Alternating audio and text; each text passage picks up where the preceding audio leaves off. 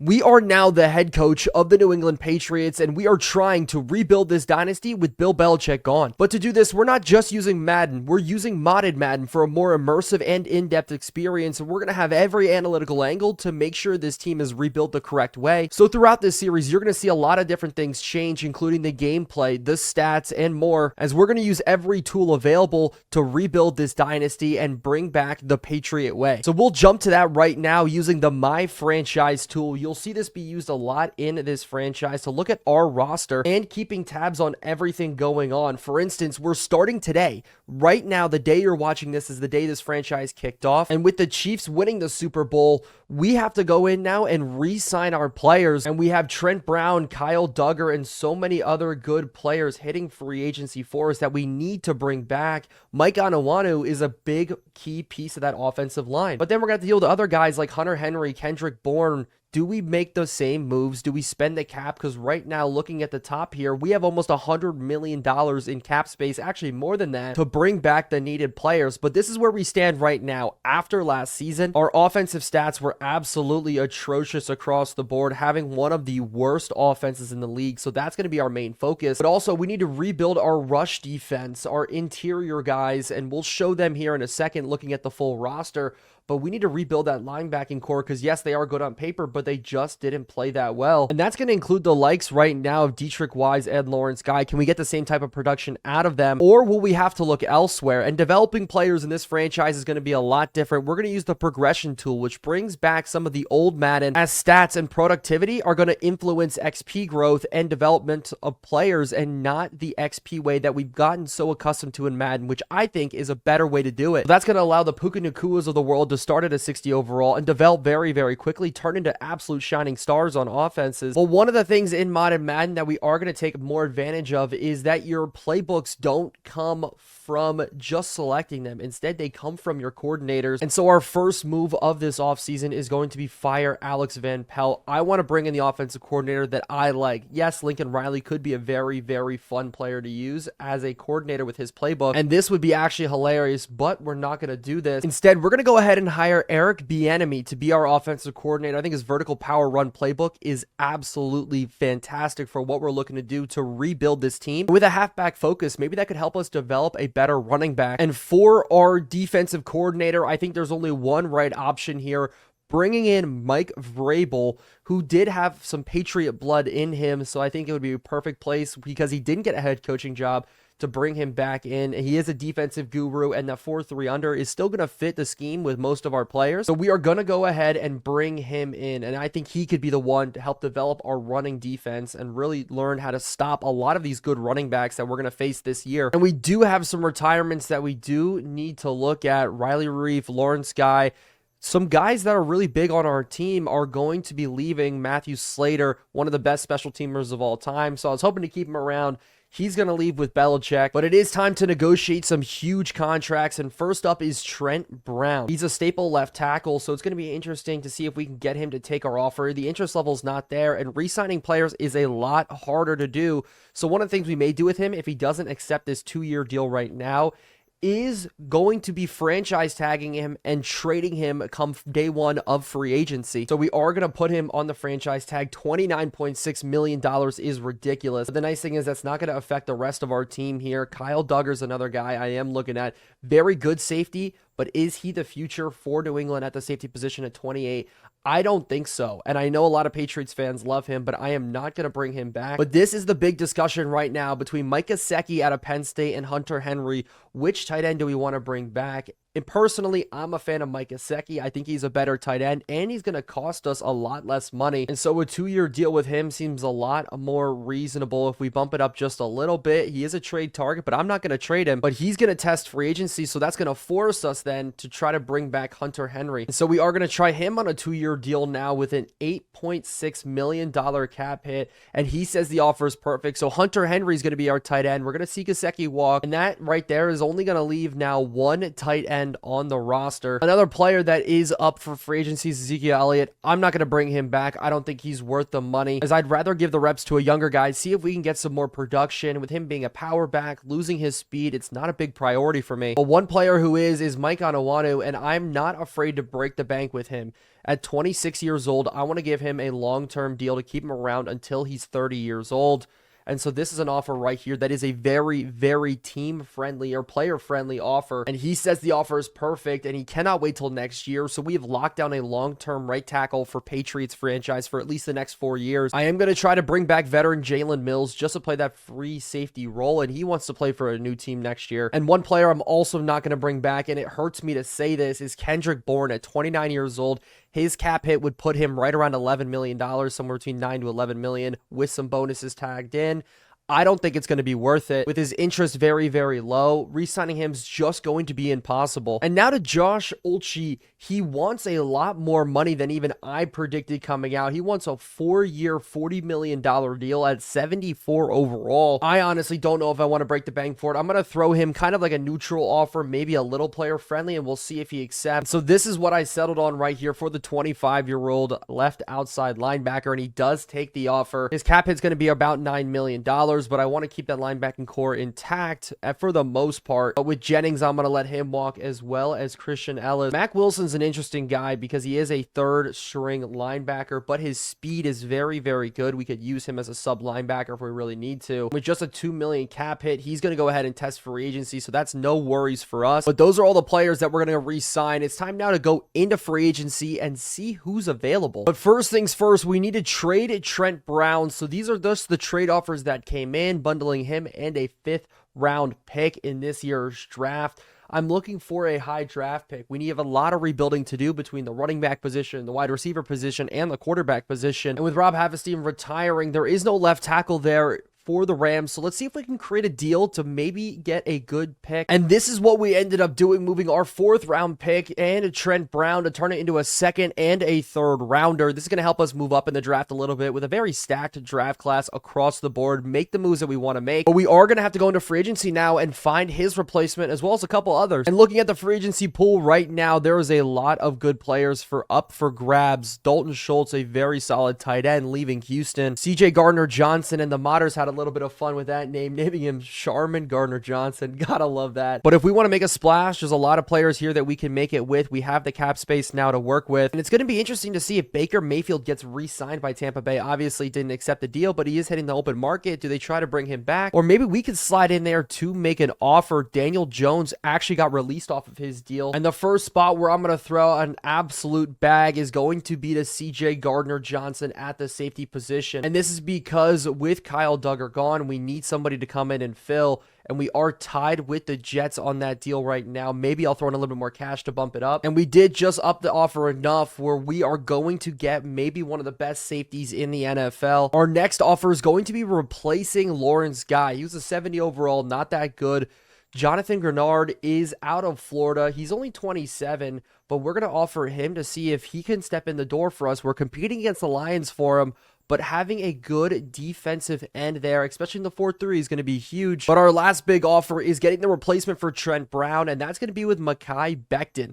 Mekhi Becton's been a very decent player in the NFL, struggled injuries here and there, but having him step in for us and pay him a little bit more than his expected value, hopefully he can take it, and he's still going to cost less than Trent Brown, and we lock him into a long-term deal, so hopefully due to progression, he will upgrade into the next superstar left tackle. And with So not playing well at the guard position, I want to build this team through the run first. I need to bring in a better guard to play next to Cole Strange. So Kevin Dotson's going to get the offer there. And so we threw a lot of money out in day number 1 of free agency. This would probably leave us with only about $10 million in cap, but we're going to go ahead and evaluate here. And we did bring in our offensive line of the future. We did not get CJ Gardner-Johnson just yet. We did lose on Grenard. No worries, because there is other guys available there. But that is a great way to kick off free agency. But I am afraid now of offering any more mega contracts. We still have CJ Gardner-Johnson sitting on that one. And because we threw out a lot of mega deals, I just want to sit and wait on those right now. CJ Gardner-Johnson, I need that deal accepted. So I am going to go ahead here and offer some lower deals. So some guys like Jawan Jennings coming in on a 2-year deal. Hopefully he'll accept that one to maybe be a good wide receiver on our roster. roster. And I am going to offer Justin Ross as well, the age 23 guy. He's had a lot of injury struggles to start off his career. Back in the day, he was looked at one of the top receivers in the league, at least coming into the league. So these are our targets at day number 2, or eval period number 2.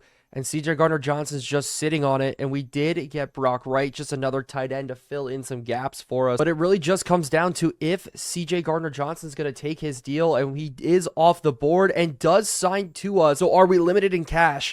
Absolutely right now, but I think these 3 signings are huge for us. And one more offer we did throw out is to bring in Carl Lawson to compete at that right end spot. Obviously, we are competing with the Ravens there, but we did throw out a pretty decent contract for him, and the rest will just finish out building up depth, and let's see how this free agency can finish out. And we did get Carl Lawson, so other than that, we have no more room on our roster to fill in any more players. And so looking at our final free agency pool, I think we did so well. We ended up getting Taylor Rapp right there at the end to be another good safety for us, but there's so many good players on our roster that are going to make an impact. But going into scouting, luckily we did our due diligence on the quarterbacks. I don't have any issues with any of these guys. It's going to be interesting to see which one we go after. Do we take one in the first round, second round? I have a couple ideas in mind, but what I am very interested in is the running backs. Blake Corum is slated now to be a day 3 guy, but I do want to bring a running back onto the roster, so I'm also going to go ahead and scout Braylon Allen. But then also at receiver, if we do not get Marvin Harrison Jr., instead, we're going to have to go somewhere else, maybe a second-round talent, and that's where guys like Ladd McConkey, Troy Franklin are going to be available. But also Mitchell out of Texas could be a big, tall playmaker for us, so I'm going to put it on him to see how well he turns out to be. So these are going to be our scouting focuses for our private workouts. But in the mock draft, it has 3 quarterbacks going off the board right away. And with the Cardinals going left edge, it has Marvin Harrison Jr. falling all the way to pick number 7 for the Tennessee Titans. Am I going to let that happen? I don't know. If he's there, I may as well take him. But it's going to be interesting to see what the Bears do with the Justin Fields situation with a more realistic CPU in terms of decision-making as well as gameplay. They're going to trade him away. But now that the free agency is over, it's time to jump into the NFL draft. And with the first pick in the draft, it is Caleb Williams off the board for Chicago. And another quarterback off the board right away is Jaden Daniels. And so yes, we could go Drake May, but here's the proposition. I want to take a 49ers approach to rebuilding this roster. And that starts with building the team around a quarterback, building them up. We did so with the offensive line. We did so with the secondary. And so we're going to do so now with the wide receiver core, drafting Marvin Harrison Jr. to hopefully be our next superstar wide receiver. And looking at the stats at the bottom, hopefully we can get it to happen. And at the next spot, the Cardinals go with Dallas Turner. And without Marvin Harrison Jr., I bet it threw their whole draft board off. But it does show the commitment to Kyler Murray. They're not going to go ahead and get Drake May out of that one. And that's going to let the Giants with Brian Daboll and Joe Schoen go out and get their quarterback with Drake May out of North Carolina. Pretty eerily similar to what we did there. And with the Bears' second pick, they go and get him a receiver immediately to pair with DJ Moore, and that's going to be Malik Neighbors. Darnell Mooney went left in free agency, so the LSU receiver is going to come in, hopefully do some good work for them. But that does leave it open for the Jets to go out and finally get some protection for Aaron Rodgers. And this was a big pick right here because I expected the Raiders to maybe go quarterback, which would have had to accelerate our plans, but instead they go with Nate Wiggins out of Clemson. But Brock Bowers is finally off the board, going to the Indianapolis Colts. The superstar tight end, at least the most complete tight end I've seen, is going to be thrown to by Anthony Richardson. And this is surprising because the Pittsburgh Steelers took another wide receiver to pair with George Pickens. This was another spot where I thought quarterback maybe was on the table here. The next one's probably going to be the Buccaneers, but that Steelers offense just got very, very dangerous. And at pick 26, JJ McCarthy is off the board. I said it was a potential pick, and it did happen, so that only leaves Bo Nix now and Michael Penix there for us at New England to take. And so we are here at our pick, and there are still every other quarterback left. We saw JJ McCarthy go, and this is where we're going to take a chance on a quarterback. I'm sorry, Mac Jones is not the future for us, nor is Bailey Zapp. Bailey Zapp may be a good backup, though. But I was looking at Joe Milton because of the arm strength, Austin Reed as well, Spencer Rattler, but I think it's an obvious pick for us. We have to go with Bo Nix out of Oregon, and that'll give us a quarterback and a wide receiver in our first couple of selections. And it's it's crazy to think that our next pick may be running back. Acceleration's good from him, speed is good, and the throw power at a 91 is perfect. And thanks to the Trent Brown trade, we picked twice in the second round, and this is where things finally open up for us across the board. But the one place I do want to look right away is running back, and I'm only saying that because I do not think Ramondre Stevenson is the answer. And instead, I'm looking down at the guy out of Michigan. It says he's a day 3 guy, but he's a round 1 talent. And drafting running backs is weird. We saw it last year with Jahmyr Gibbs. Is it going too high to go and grab him? Well, it paid off for the Lions, and I think it's going to pay off here for us. We're going to go ahead and take Blake Corum, and he is a normal dev. That's okay, but 90 speed and the acceleration is very good across the board, and I'm happy that we were able to nab 3 key offensive players for us in the future. And so now in the 3rd round, we do have the opportunity to finally open it up, grab a defensive player. James Williams is sitting here as well as Javon Bullard. I think the safety position is going to be key for us because if we can roll one of them down to the box, that would be huge. The only bad things with James Williams is he is slow. 4.6 speed from the safety spot is going to be difficult to deal with. But he does have good strength, and with the elite strength, he can come down into the box. But Javon Bullard out of Georgia's got much better speed across the board, and skills-wise, much better in zone coverage. So the question is, can we roll Jabril Peppers into the box and have Bullard play over top, or is it going to be James Williams who's going to play in the box with Peppers over the top? And so we are going to get Javon Bullard. I think he's going to be a better fit. We can roll Jabril Peppers in, and we got ourselves a hidden development player. 88 speed is exactly what I needed. The strength at a 65 still isn't that bad, but at the end of the day, he's going to get some good playing time for us. So the 3rd round pick coming in clutch. And with the other half of the Trent Brown trade, we could go running back again and get Braylon Allen, but that would not be the most ideal pick in the world. And with injuries being a little bit more realistic in the 3rd round, we're going to take Garrett Greenfield out of South Dakota State. He is going to be a normal dev, but I need a plug-and-play guy just in case injuries do happen. And with no 4th round pick, we are going to be taking another receiver off the board. Are we going heavy in the skill positions? Absolutely. And we're going to be taking Brendan Rice, son of the one and only Jerry Rice. Hopefully he can develop. Progressions is different in Modded Madden, as I've been talking about. But with Theo Johnson being our 6th round pick, this is probably going to take us to the end of this NFL draft. And let's take a look at how our roster is going to be going into the preseason. The draft for us finished up pretty swimmingly across the board. We went heavy in the skill guys. That's what I wanted to happen. Interior guys were pretty good. We built those guys up within the free agency pool with the offensive linemen and the looks, Garrett Greenfield being the only outlier. But the Bills also had a good draft, Darius Robinson being the first pick, Troy Franklin sliding in. And the Dolphins got a steal with Ladd McConkey, as well as the Jets getting an O-line of the future and Cade Stover out of Ohio State filling in the tight end position. And our roster is all set. And our roster looks all set. We're going into the preseason with big depth now at receiver, at tight end, at quarterback. And this is where it does come into play. Modded Madden, the progression tool, how our players are going to upgrade based on the stats in game. And we're running it right now to see how our rookies end up doing using this tool. And for the Patriots, Marvin Harrison Jr. got the biggest upgrade out of it, all the way up 10 overall points to an 87. Mike Anawana, which is huge, up to an 87. And based on their play last year, we got a lot of guys up where we need them to be. Blake Corum's up to a 77. He may be our starting running back over Ramondre Stevenson, so that's going to be interesting to see. But Christian Gonzalez is up now to an 83. Barrymore in the middle's got a lot better, but some very nice overall jumps. We'll take a look at the rest of the league, see how at least the quarterbacks did. And it looks like Jaden Daniels was actually the best quarterback in this draft class. Drake May finishing up pretty well. Caleb Williams only got +1. Unfortunately, Bo Nix didn't get anything. But at receiver, it's obvious that we got the best one. But I just love the fact that there are some sleeper guys in every single draft, and the Vikings got 2 of them. Walter Roos,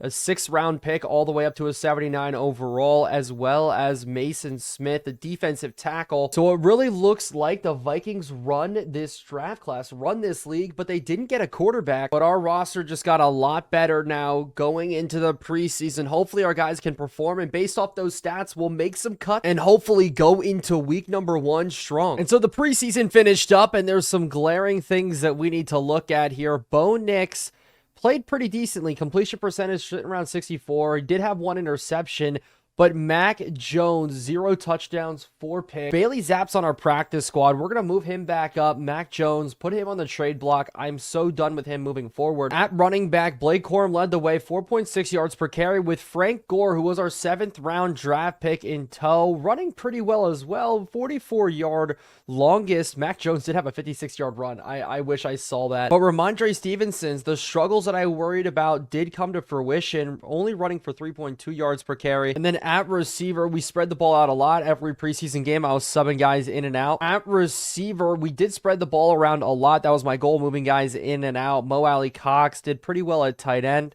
Hunter Henry as well. Blake Corum and Frank Gore Jr. did get involved in the passing game. I did not opt to play Marvin Harrison Jr. a lot. I have to go make sure no guys did get injured, but Jawan Jennings finished up with the most in terms of yards as well, with Justin Ross there. We did not win a single game though in preseason. Actually had a point differential of -43, so we have to make sure now our offense is clicking. It is only the preseason though, and cuts are now up to bat for us. First things first, with a very busy running back room, Jermichael Hasty, we're gonna save ourselves some cap there and cut him. And I do want to carry 4 running backs, so we're gonna move on from Keyshawn Vaughn, Kevin Harris, and Travis Dye. And we are gonna move on from Keyshawn Butte. Just move to practice squad for now. Tyquan Thornton also going to be moved down to practice squad. And here's the hardest one I'm going to have to make. Devontae Parker, is he a long-term player in Patriots franchise? I do not think so. And so to save $3.2 million in cap, we are going to move on from him. And so I made all the other necessary cuts, but we're back here now because we need to make a move on one of these receivers. Marvin Harrison Jr. did get injured. He'll be back next week, no worries. But our wide receiver room is still just a little bit crowded. And here's my thought process right here. We need big body, tall receivers. We don't have a lot of them from the first half of our lineup. Juwan Jennings maybe being the only other outside receiver guy we have outside of Justin Ross. So I'm going to move Bo Melton to our practice squad. I hate to make that move, but it's needed. And for our last spot, we are going to be moving on from Jake Andrews. We're going to make a small, simple trade, just swap 7th round picks and move on from him. And that's going to set our roster going into year number 1. And looking at our season goals, I think 7 wins or make playoffs. I'm going to go with make playoffs. We're going to get a little bit extra with it. And in our opening day, I think our biggest thing is to continue our stifling defense. They were good last year, but we need them to be extra good this year with all the rookies across the board on offense. And with Bo Nix coming out and being a starter for us, I have no expectations. I want him to play well, but I'm not going to look for anything too much from him. And battling Justin Herbert, it's going to be Harbaugh's first time coaching. We just want to stop the short pass as well as on offense. I want to throw it short. I want nothing crazy. We're going to have a nice methodical offense that's going to move fast, move fully down the field. But starting training, I want to make sure we have no injuries going into week number 1. And looking at the league injury report, it looks like we have no inactives going into this game, which is nice. See, a lot of teams here are struggling with some early injuries. But the Chargers also don't have anybody really out. So it's going to be an interesting game kicking off week 1. And let's jump right into it. And it is a Monday Night Football game where Bo Nix is going to get his first start. The Chargers offense is ridiculous across the board. So many weapons. Quentin Johnson looking to have a better year number 2. But hopefully our secondary can hold this very powerful Chargers offense. And winning the coin toss, we do get the ball here in the second half. Behringer's going to kick off for us, and they're just going to take a knee. Davis is going to knee it out, and here we go. Starting off the season, our middle linebacking core is my biggest concern. Bentley and Tavi in the middle, both of them very, very good. But I'm going to be interested to see how we use our sub linebackers as well. That whole mix of guys there, we need them to be able to cover in the run and in the pass. Here is some good stops coming out on Edwards. Already in this game, we got them into a 3rd and 8, and I love Jabril Peppers being able to move down into the box there to cover. But across the middle, the pressure's coming in an early sack.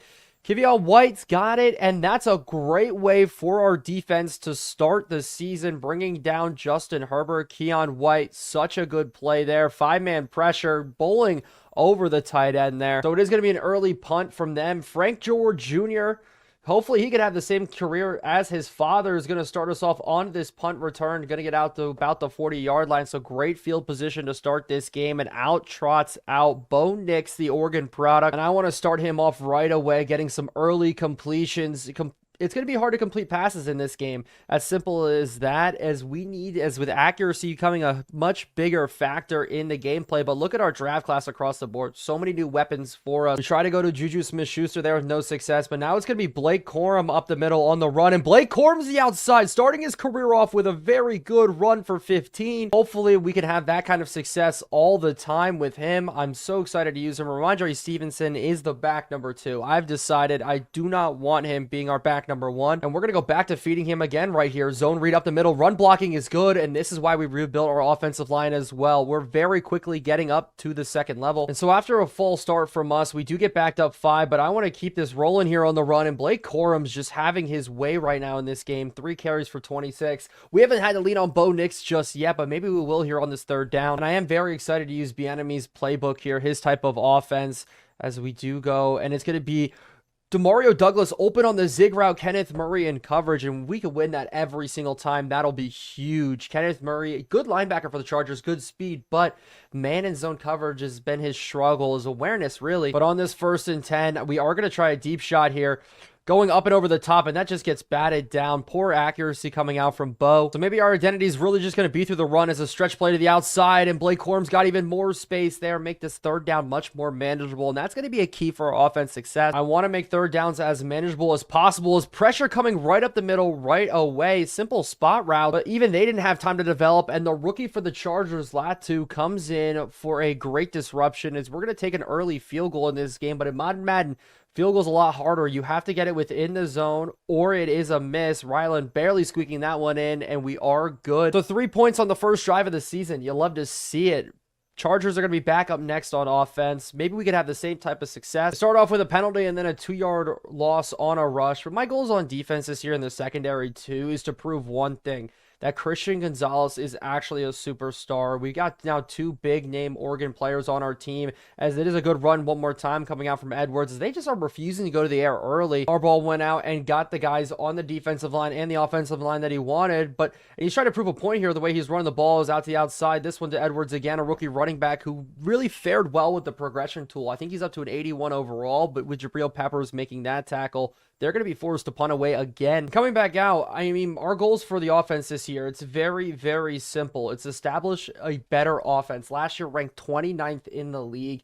We want to get that number at least up to top 15. I don't know how much success we're going to have in the win-loss column because we have a very hard strength of schedule. But if we could put together a good stretch of offensive play, I think that's how we're going to win here, as we are going to take a deep shot out to Harrison, and Harrison's got the grab. Harrison one-on-one there with the corner, and the rookie receiver making an impact on day number 1. Ew, that corner has no gloves. That is 0 drip, but he was able to make such a big catch there. Our rookies are balling right now, and maybe the draft worked even better than expected. We're going to take another deep shot here to the corner. Juju Smith-Schuster almost able to pull it in. That would have been a great stretch of plays. But we are going back to the run here, and Bo Nix in the running game, as a holding call is going to be coming out, and that's going to maybe stifle this drive again. It's going to make either 2nd and 15, or if they do decline, 3rd and 11, actually 3rd and 14, and instead they are going to be 2nd and 20. So at least focus to get into field goal range here is underneath. Harrison's got a good enough grab. So with no high safety here, this is maybe where we could take a shot, but pressure's coming. Demario Douglas, though,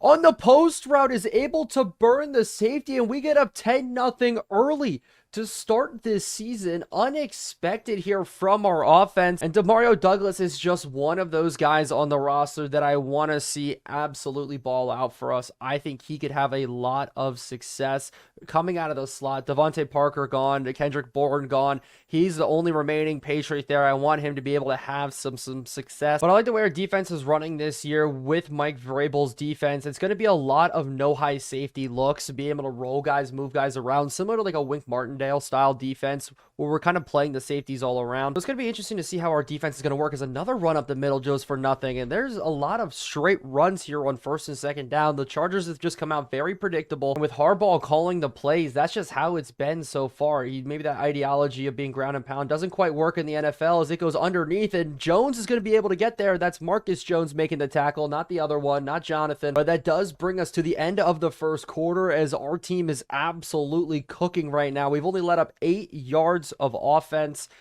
We've had almost 150 so far in this game, but we're starting this one with 3 straight 3-and-outs. Our defense, up to an 85 overall, is playing very, very well. But what are our season goals for the team right now? We have our wins, but what about personalized stats? But with Bo Nix, I want to stay under 14 turnovers on the season. I think that'll be a good number for us. But if we get them up to over 3,500 passing yards, that'd be a good number, as Demario Douglas is going to pick up a very nice first down. But with running with Bo Nix, that's not my biggest concern. I want to make him a pocket passer a little bit. Well, yes, we'll use his speed every once in a while, but that does bring us now to the rushing game. And Blake Corum, originally I came out and said if he could just get 800 yards this season, I'd call it a success. But with the way he's running now in this first game, maybe I should be eyeing more like 1,200 yards. But let me know what you think we should do, as this screenplay just doesn't work. So lastly, with Marvin Harrison, the big rookie on our roster, I need to get him as many yards as possible. He is a true wide receiver 1 plug and play guy immediately, and the progression tool doing very, very well for him has been awesome. But Jawan Jennings, I see it over top on the crosser, the almost Super Bowl MVP, now over with us in New England, gets a good grab. So right now, all of our rookies starting out pretty hot here, as we're going to test Derwin James, and Marvin Harrison's able to win the battle. But I want to be able to punch this one in for another score. 3 drives, 3 scores, and with Ramondre Stevenson now checking in, let's see how we can do up the middle, and the power backs able to get the first. But this is where we can maybe get the pull read with Bo Nix to work here, as we are just going to go down. I'm not going to miss any injury opportunity. We're just going to take knee. But I do want to make this a 3-score game, and somebody we haven't gotten involved yet is Hunter Henry, but nonetheless, he's going to get in for the touchdown. We are feasting early in this ball game. Did not expect this kind of offensive explosion. But when the Chargers have come out 3 straight 3-and-outs, we started on the 38, 40, and 39. We've had very easy fields to work with. So the Chargers are going to finally get away from the run on first down opportunity and instead take a deep shot here. And Christian Gonzalez just gets beat.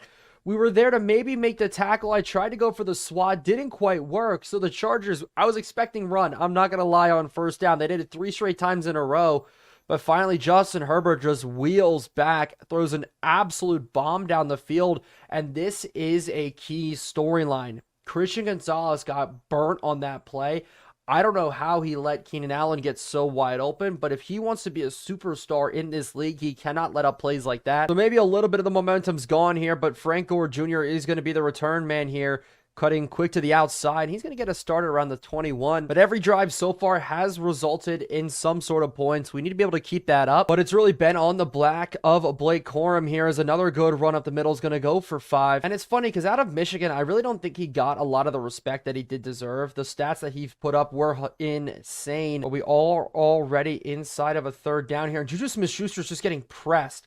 As I'm rolling out, maybe we could try to force it to him, and we do make the grab. The improviser Bo Nix made it work, but it is also a roughing the passer coming out, so the improvisation worked. The rookie Latu came in with the hit, and that is a huge swing of momentum there back in our favor, as Frank Gore Jr.'s got the run up the middle going for nothing. And Gore's going to continue to stay in here as the read option does come out, and Kenneth Murray's going to give chase, but Bo Nix is going to get a good run all the way up to make it a 3rd and 1. With them stacking the box to the left side, we flip the stretch play over to the left. Hopefully we can just do enough here to get the first, and we just barely do. Mekhi Becton there did a really good job of getting off to the second level. We just weren't quite quick enough, but that does bring out the 2-minute warning, and we are going to have to go to the air here a little bit more. And I'm looking at Demario Douglas, but pressure's coming early, and we were inside the tackle box. Are you kidding me? So that's going to be a really bad penalty on this drive. I thought we were outside of it, and that's going to move us well out of field goal range. So now we need to get our team back into field goal range here, and Harrison to the outside is going to win the one-on-one. We're going to let this clock run just a little bit, just in case we don't get this, because we are going to have to punt this football away. But we are running a deep outs concept here, and pressure coming out. It's not going to work. We're just going to try to throw this one. It is intercepted. Oh no, what a bad way to end this half. And JT Woods got the interception. I tried to throw it to, oh my goodness, such a bad play. And so with the mistake, we are going to try to get things rolling here, and it is going to be a simple give to Blake Corum out to the outside. He's going to step out of bounds. Good gain of about 7, though. But that pass was just not the best one I've ever thrown. I will fully admit that here. But we need Juju Smith-Schuster to get open on the edge. And there is a penalty again. Could this be another roughing the passer or a late holding call coming in? And is a hold. That comes out there from Frank Gore Jr., our third down running back who was in on the play. So instead now with Ramondre Stevenson checking in, all we are going to do is just run the football. We're going to take this to halftime here unless Ramondre Stevenson can break one off. And Ramondre Stevenson getting up the field. And so we are going to maybe continue to take deep shots here. And I see Mo Alley Cox in the window. Mo Alley Cox is going to bring it in. And I'm going to burn another quick timeout here. We're going to save the rest of them, though. Maybe try to take a shot at the end zone. But quick to the outside here is the only way we can get this working. And quick it is, as Harrison does get it deflected. But what of a turn of events. I really expected just to walk into halftime with this one. But a couple good passes coming out here. As we're going to go up and over the top. Hunter Henry. Hopefully we can bring it in. But it is a late bat out there from Samuel Jr.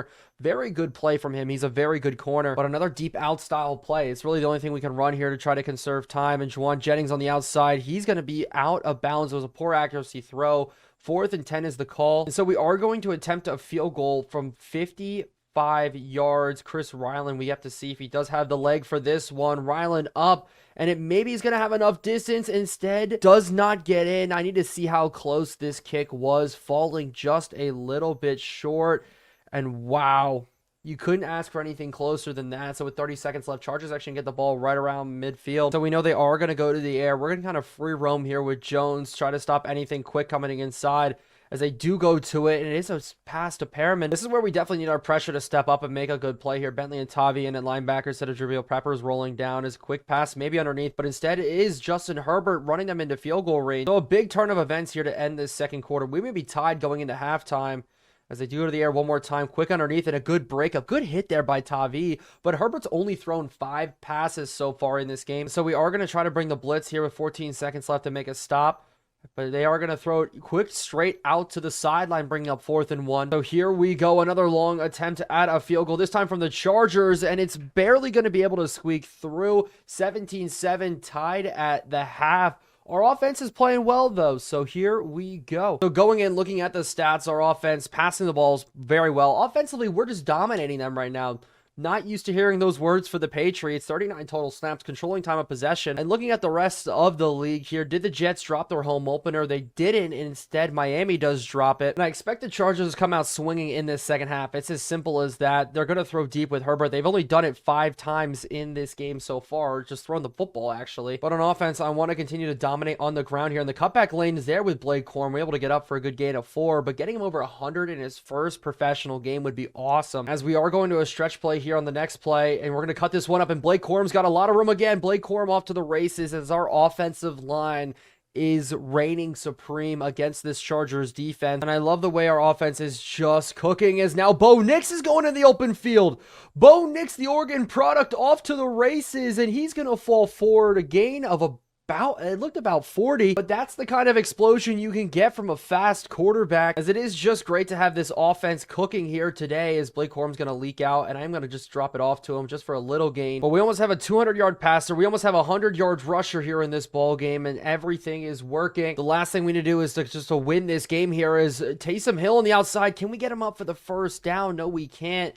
And I'm not going to take any risks. We're going to settle here for a field goal, as Chris Ryland, the low overall kicker, is going to be able to nail this one up and through. And we are going to take back the lead here. So they're going to come out throwing the football, hopefully, here, as they do actually start off with a run up the middle. Tavi's not able to make the tackle. So if they are going to continue the run, we'll continue to stack the box, roll our safeties down from 14 down to 10, as it is going to be a jet motion here. And that is Bentley all over it. Now with a 2 running back set, we're going to be running man-to-man across the board here. Some wheel routes, but across the middle, the strike gets into Keenan Allen, and Christian Gonzalez lets up another big catch. So his play has just been one of the dark spots in this game. Simple as that. Is CJ Gardner-Johnson just got levied, and that pancake block was insane. But on this 3rd and 4, they do go 5 wide. Quick underneath to Perriman, and Jabril Peppers is going to let up the first. Just sitting in that zone coverage is just not always going to work, as they're just waiting for one of these runs to bust off, but it is just not happening there, as Wise got a good stop. We're holding them to 8 carries for 15 yards for the starting running back Edwards, having a bad rookie showing,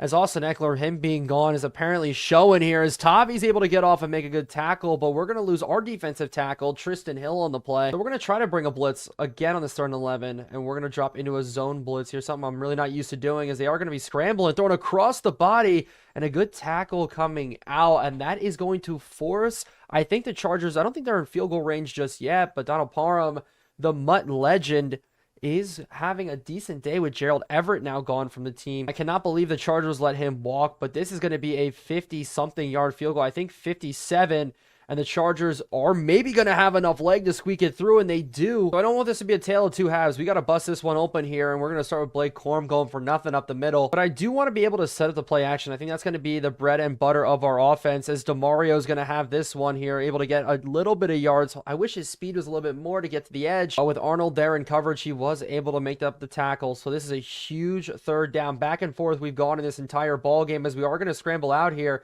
getting pressure, and if we could turn to the field with Bo Nix, maybe enough to get the first, and we're not, we are going to punt this ball away. So for our defense now, it's simple as this. We need a stop. We need Bullard, who's actually gotten a lot of playing time today, to play well, but coming up, trying to fill in the rushing lanes, he was taken out, and Edwards has finally got his first big run of the game. But we are now to the fourth quarter, and they do a little bit of a pitch play trickery coming out. Tavi's able to sniff it, and so far my worries with the linebacking core hasn't really come to fruition, which is perfect. We just haven't seen a lot from Josh Olsey or Mapu.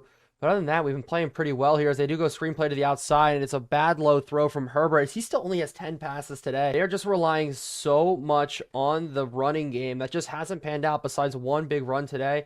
It's really just been our mistakes that have cost us, as they do go underneath here, as Edwards is able almost to get the first, but that's a huge tackle from Tavi. And I really hope I'm pronouncing his name right. I'll be honest, if there's a chance I'm going to be pronouncing his name wrong here, as this one's hopefully going to bounce into the end zone. Instead, it doesn't, and we're just going to try to pick it up, and we're trying to reverse field, but with that hitting us so very deep, our offense now has to go 93 yards. Honestly, I was worried there I muffed that punt, but luckily enough, we're good, as we do go run up the middle here. Blake Corum does get just stuffed. Hunter Henry couldn't pick up the block. So we are going to go back to the read option here. A little bit more of a risky play at Bo Nix if it does get sniffed out, but it is a pull read coming out, as Bo Nix is just going to try to fight up the field for a couple, and he does get our backs out of the end zone a little bit. But the rookie quarterback has shown some flashes in this ball game here, being a very good quarterback, as Harrison's going to get the first. So now that our backs are out of the end zone, we don't have to worry about that, and we just go to the run here and up the middle. Corum's got a good carry again, 17 on the day. I will be more than happy to keep feeding him all season long with the way he's running. Modded Madden's a lot different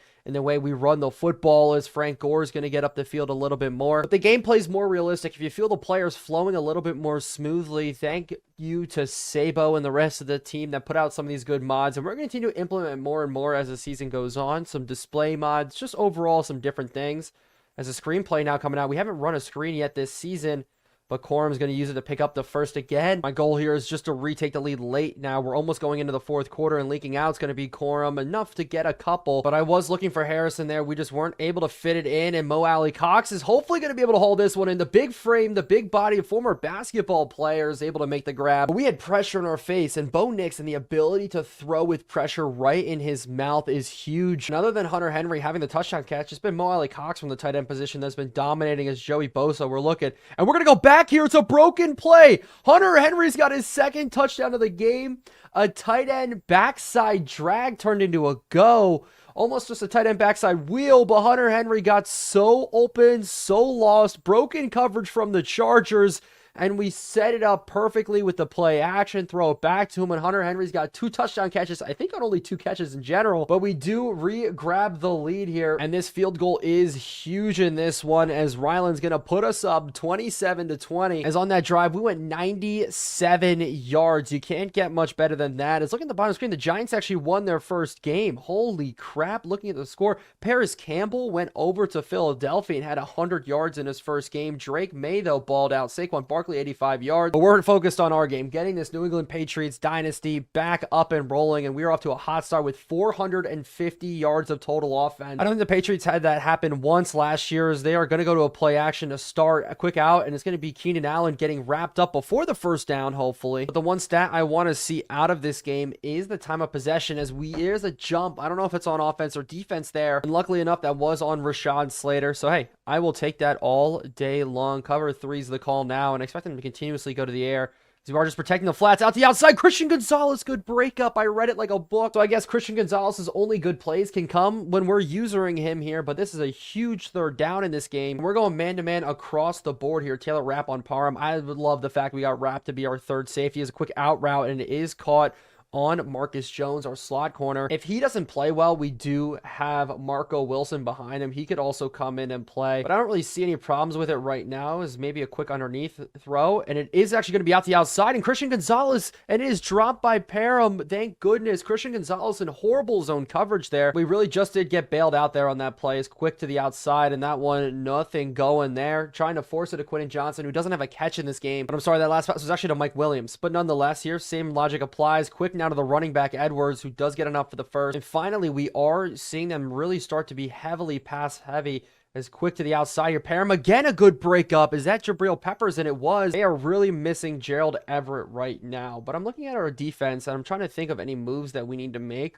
Right now, I just love the way our defense is played as they go quick to the outside. We force him to cut back in. That's Palmer, and Palmer's going to get 4. And they go quads here, but on this 3rd and 6, we are just bringing 6. And we're going to try to get this ball out as quickly as possible. We should have a free rusher, but quick to the outside. Keenan Allen one-on-one. Barely Marco Wilson making the tackle. But him out there in that type of matchup, I really do not like it. Marco Wilson, I like Marco Wilson as a slot corner. I don't like him one-on-one on the outside with Keenan Allen, who now has his X factor enabled, which makes him just a tad bit scarier as they do go to him again here. We are now past the 2-minute warning, so the game comes down to this defensive stop right here. Bend but don't break, simple as that.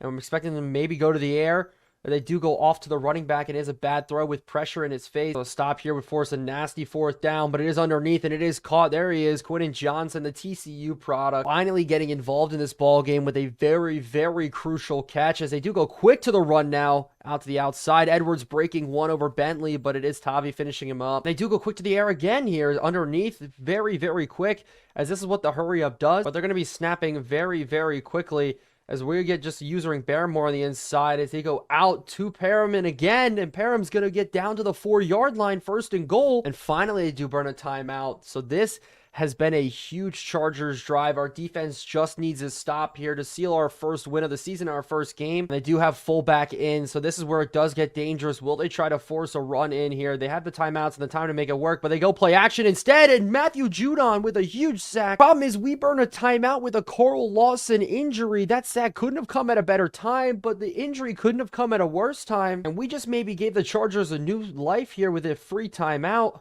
As they do go across the middle, and it is broken up in the end zone. That's the rookie Bullard. So all of our rookies are balling. Carl Lawson, I'm going to bring him back into the game. Bringing in all of our safeties here. Trying to stop. They do go underneath to Edwards.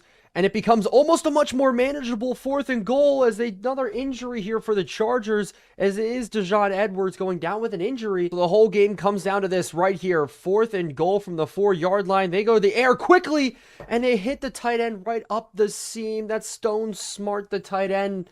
And we are looking now to maybe go to overtime in our first game of the regular season. But it all comes down to this PAT here. We do have a little bit of icing situation going on, and the Chargers put it through. 27-27 is your score. 80 yards on the Chargers drive. And unless we open it up with a good return here from Frank Gore Jr., I don't think we're going to be doing anything here. Blocks the outside. Maybe we could squeeze our way through, but we're starting at the 16-yard line. So Blake Corum here is going to get the carry. Simple as that. And we're just going to take this into overtime unless the run here breaks free. Up to 10 yards, I'm actually going to try to go. You could maybe call me greedy, but Bo Nix leading an opening season drive for a touchdown would be the best feeling in the world. Quick to the outside now. Harrison, we're not able to connect. Coming out in the same formation, but we are mixing it up here a little bit. As I'm going to take a deep shot. It's going to be up in the air. Harrison, it does get knocked down. So I am going to run this football, force them to burn the timeout. Simple as that. We're just going to go down here, and they aren't going to use their timeout, and that's perfect because we're just going to take this to OT. So going in overtime, look at the stats. We almost have 200 yards rushing in this football game. Our defense has played pretty well. We just gave up that last drive there at the end. And to choose tails never fails, but it did here, and the Chargers are going to receive. And so they beat us through the air last time. A lot of zone coverage. They were able to take advantage of certain situations, but I expect them to lean back here on the run.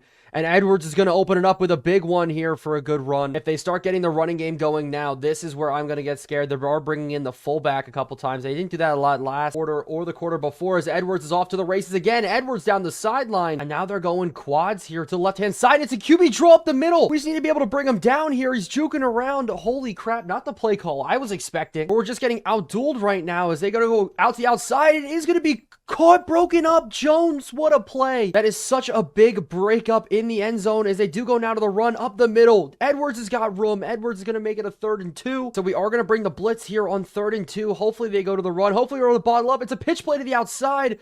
Do we have enough to bottle it up? And we do. We're going to force the Chargers to take a field goal. Huge bend but don't break from our defense after letting up a couple of massive plays. Jones in the end zone, breaking up that Keenan Allen pass was insane. And the Chargers here are going to take the field goal, making it a 3-score game. But it doesn't matter. Field goal, we tie. Touchdown, we win. Imagine we tied our first ever game. So it all starts right here with a good return from Frank Gore Jr. And we're going to take this one to the outside a little bit, turn up the field to get around the 25 where we could have taken it with a knee. But as a rookie quarterback in your first ever game, this is all you could ask for right now, an overtime opportunity to get a win. And we are going to start off through the air as most of the rush is inside, so we're going to go outside. And I am going to deliver a shot here to Harrison. We're not able to get it in. So not the start we wanted there, but we are going to go to the run. As long as we can pick up the blocks here, Blake Corum getting to the outside, breaking one.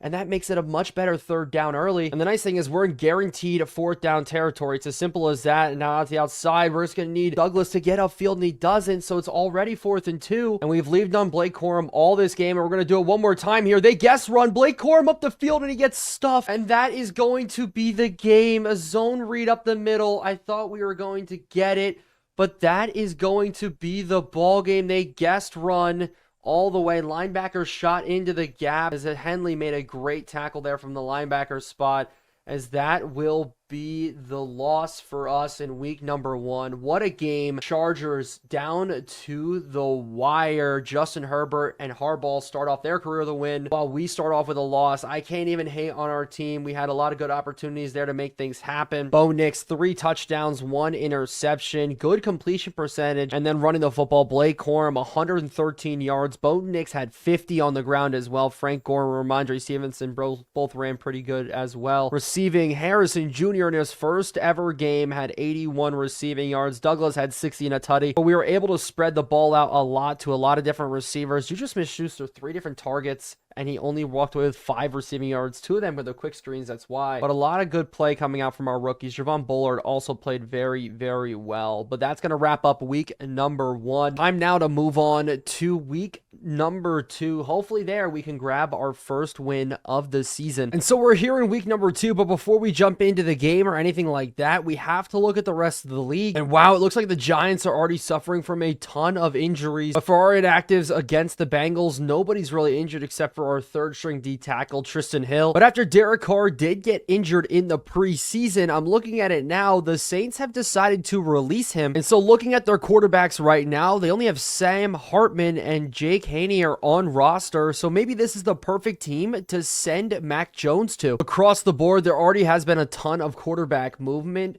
The Browns did draft Michael Penix, and because of that, actually decided to move on from Deshaun Watson and his massive contract, and the Vikings were willing to take it on. And Kirk Cousins not re-signing them did go over to the Tennessee Titans. But looking at the Saints, we cannot make a trade with them just for picks, so we actually get the opportunity to try to snag a player from them, and it looks like they are very interested in moving on from Juwan Johnson in the last year of his contract. And the one thing I love about this is you can see the trade value. What does each player bring to the table? And with Mac Jones having an 83 value and Juwan Johnson having 67. And so this is the trade we did cook up. Mac Jones in return for Juwan Johnson. Give us another weapon on the offensive side to use. We may have to re-sign him immediately. That's 100% okay. But this is our way of moving on from Mac Jones. And other moves mean then at the tight end spot, we are going to be moving on from Taysom Hill, but in a different way. Instead, we're going to be moving him to fullback going forward. I do need to change his jersey number to 11. But then we are going to be moving Zonovan Knight down to our practice squad for right now. That'll save us a little bit of money. And that means we are going to move Zonovan Knight down to our practice squad for right now. He's a decent player, just hasn't been given his chance yet. Maybe we'll bring him up eventually. But due to the Deshaun Watson trade, the Vikings did release Gardner Minshew, so that's going to be another opportunity for us to pick up a quarterback. He's going to be our backup moving forward. So if we go over to free agency here and looking at the quarterbacks, Derek Carr is here, Sam Darnold, Josh Dobbs, Jameis Winston's even sitting in free agency, but I'm going to sign Gardner Minshew. And this is the deal that we are going to give him. We have the cap room to do it, and there's going to be a lot of roster moves, more continuity than you're used to seeing because the moves aren't done. We're going to go ahead here and bring in actually Sheldon Rankins at defensive tackle to fill in for Tristan Hill and his injury. And from there, we're just going to move Hill over to the IR for the next 2 weeks, let him heal from his injury. And from here, we're going to finally move to week number 2. Hopefully, you guys are enjoying the way moves are done now in Modded Madden. Looking at the offense, Joe Burrow's off to a hot start throwing the football this season, one of the best quarterbacks in the league to do it. So our goal today is definitely going to be to stop the medium pass. And then Justice Hill's a backup running back, only had 2 carries, had a long of 51, but Joe Mixon struggled running. But they did expand their receiving core, bringing in Javonte Sanders from Texas at the tight end position, and then Curtis Samuel as well. So this is a very tough team that we're going to have to take down today. We are severely outmatched in this game when looking at team overall, but we came out hot last week, actually ranking as the 2nd best offense in the league and the 8th best defense. The Bengals on the other side, 3rd best offense with 10th best defense. So it's going to be a battle here of 2 teams looking to go on top in the NFL early. The only problem is power rankings. I think we're still sitting at 28th ranked in the league. And so facing off against Joe Burrow and his very, very talented receiving core is going to be a tough ask. So we're going to need our secondary today to play very, very well. They are starting off this game on the ground, and Joe Mixon, who struggled last week, opens it up with a very good run, but it's going to come down a lot in this game to our linebacking and sub-linebacking core between the safeties and the linebackers. Can we do enough to make this Bengals team one-dimensional and really put a lid on their rushing attack as they do rush forward for a first? But it is crazy to see so far the amount of moves that Modded Madden has produced, especially in the quarterback realm, guys moving around as somebody does jump here, and it is going to be on Matt Judon, so the neutral zone infraction will give them an extra 5, but Deshaun Watson getting traded over to the Minnesota Vikings is crazy to see as they go to the run, actually play action here, as the sack comes out from Jabril Peppers. Such a huge sack. They got the extra 5. Now they lose 10 here as the blitz worked out perfectly. I thought it was a run all the way, stretch play to the outside, but the quick pressure was able to get it down. And Joe Burrow, our first sack of the day, we needed that early. And also then somebody like Mac Jones going over to the Saints is kind of crazy to see as across the middle this pass is brought in. And I did check the trade block. The next quarterback on the move is probably going to be Justin Fields, with Caleb Williams now the starter there, even though Justin Fields is a higher overall as they go out to the outside and we're not able to break that up for the first. And I really don't think yet we're in the market for a QB. We'll continue to see how Bo Nix does develop. I don't see us needing it, but who really knows as they do go to a play action here. Just dump it off to the tight end who makes a good juke move. That's Javonte Sanders, and Javonte Sanders, the former Texas product, has got the Bengals rolling early in this one. Almost inside the red zone now. They just need a couple more yards, but they do go to the air as is a screenplay. 1-on-1. Can we get our guys to make the tackle? We do. Bentley actually coming from the backside. The one thing that this franchise does requires a lot more work out of me. There's a lot of different softwares and things I have to do across the board here. As Christian Gonzalez gets burnt for the touchdown. Simple as that. It's just a little spot route. Christian Gonzalez completely blown coverage there from him. Terrible man coverage. And Jamar Chase is able to break his tackle after that and get in to the end zone. So a rough start here for the second year man. He started off his career hot with New England, and then he injured himself last year, so he didn't get a lot of playing time. Now starts off the season letting up 2 deep bombs, one to Keenan Allen, now one to Jamar Chase. We're asking a lot of him, I know, but if you want to be a number 1 corner in this league, you're going to have to make plays for us, as that pass went easy for the Bengals, easy score early. But this software does require a lot more work out of me each week. I got to put in some different softwares, get them things rolling to make sure that it gives us the best product possible. But I'm excited to see how you guys react to it. Hopefully it'll all work out well as Bo Nix back on the field here. Last week played really well. 3 touchdowns, 1 interception. The interception was a bad one, but we did drop the game to the Chargers. But today it's going to be more of the same. I want to get our passing game rolling, but Blake Corum played really, really well as well. Actually led the league in receiving yards, so that's pretty cool. As this one just absolutely jumped, couldn't put it over the top of the corner, as it's an early interception here for Mike Hilton. I thought he was still running out with Demario Douglas, as that one just gets picked off horribly. I tried to put it up and over the top of his head, even though I did see him coming over last second,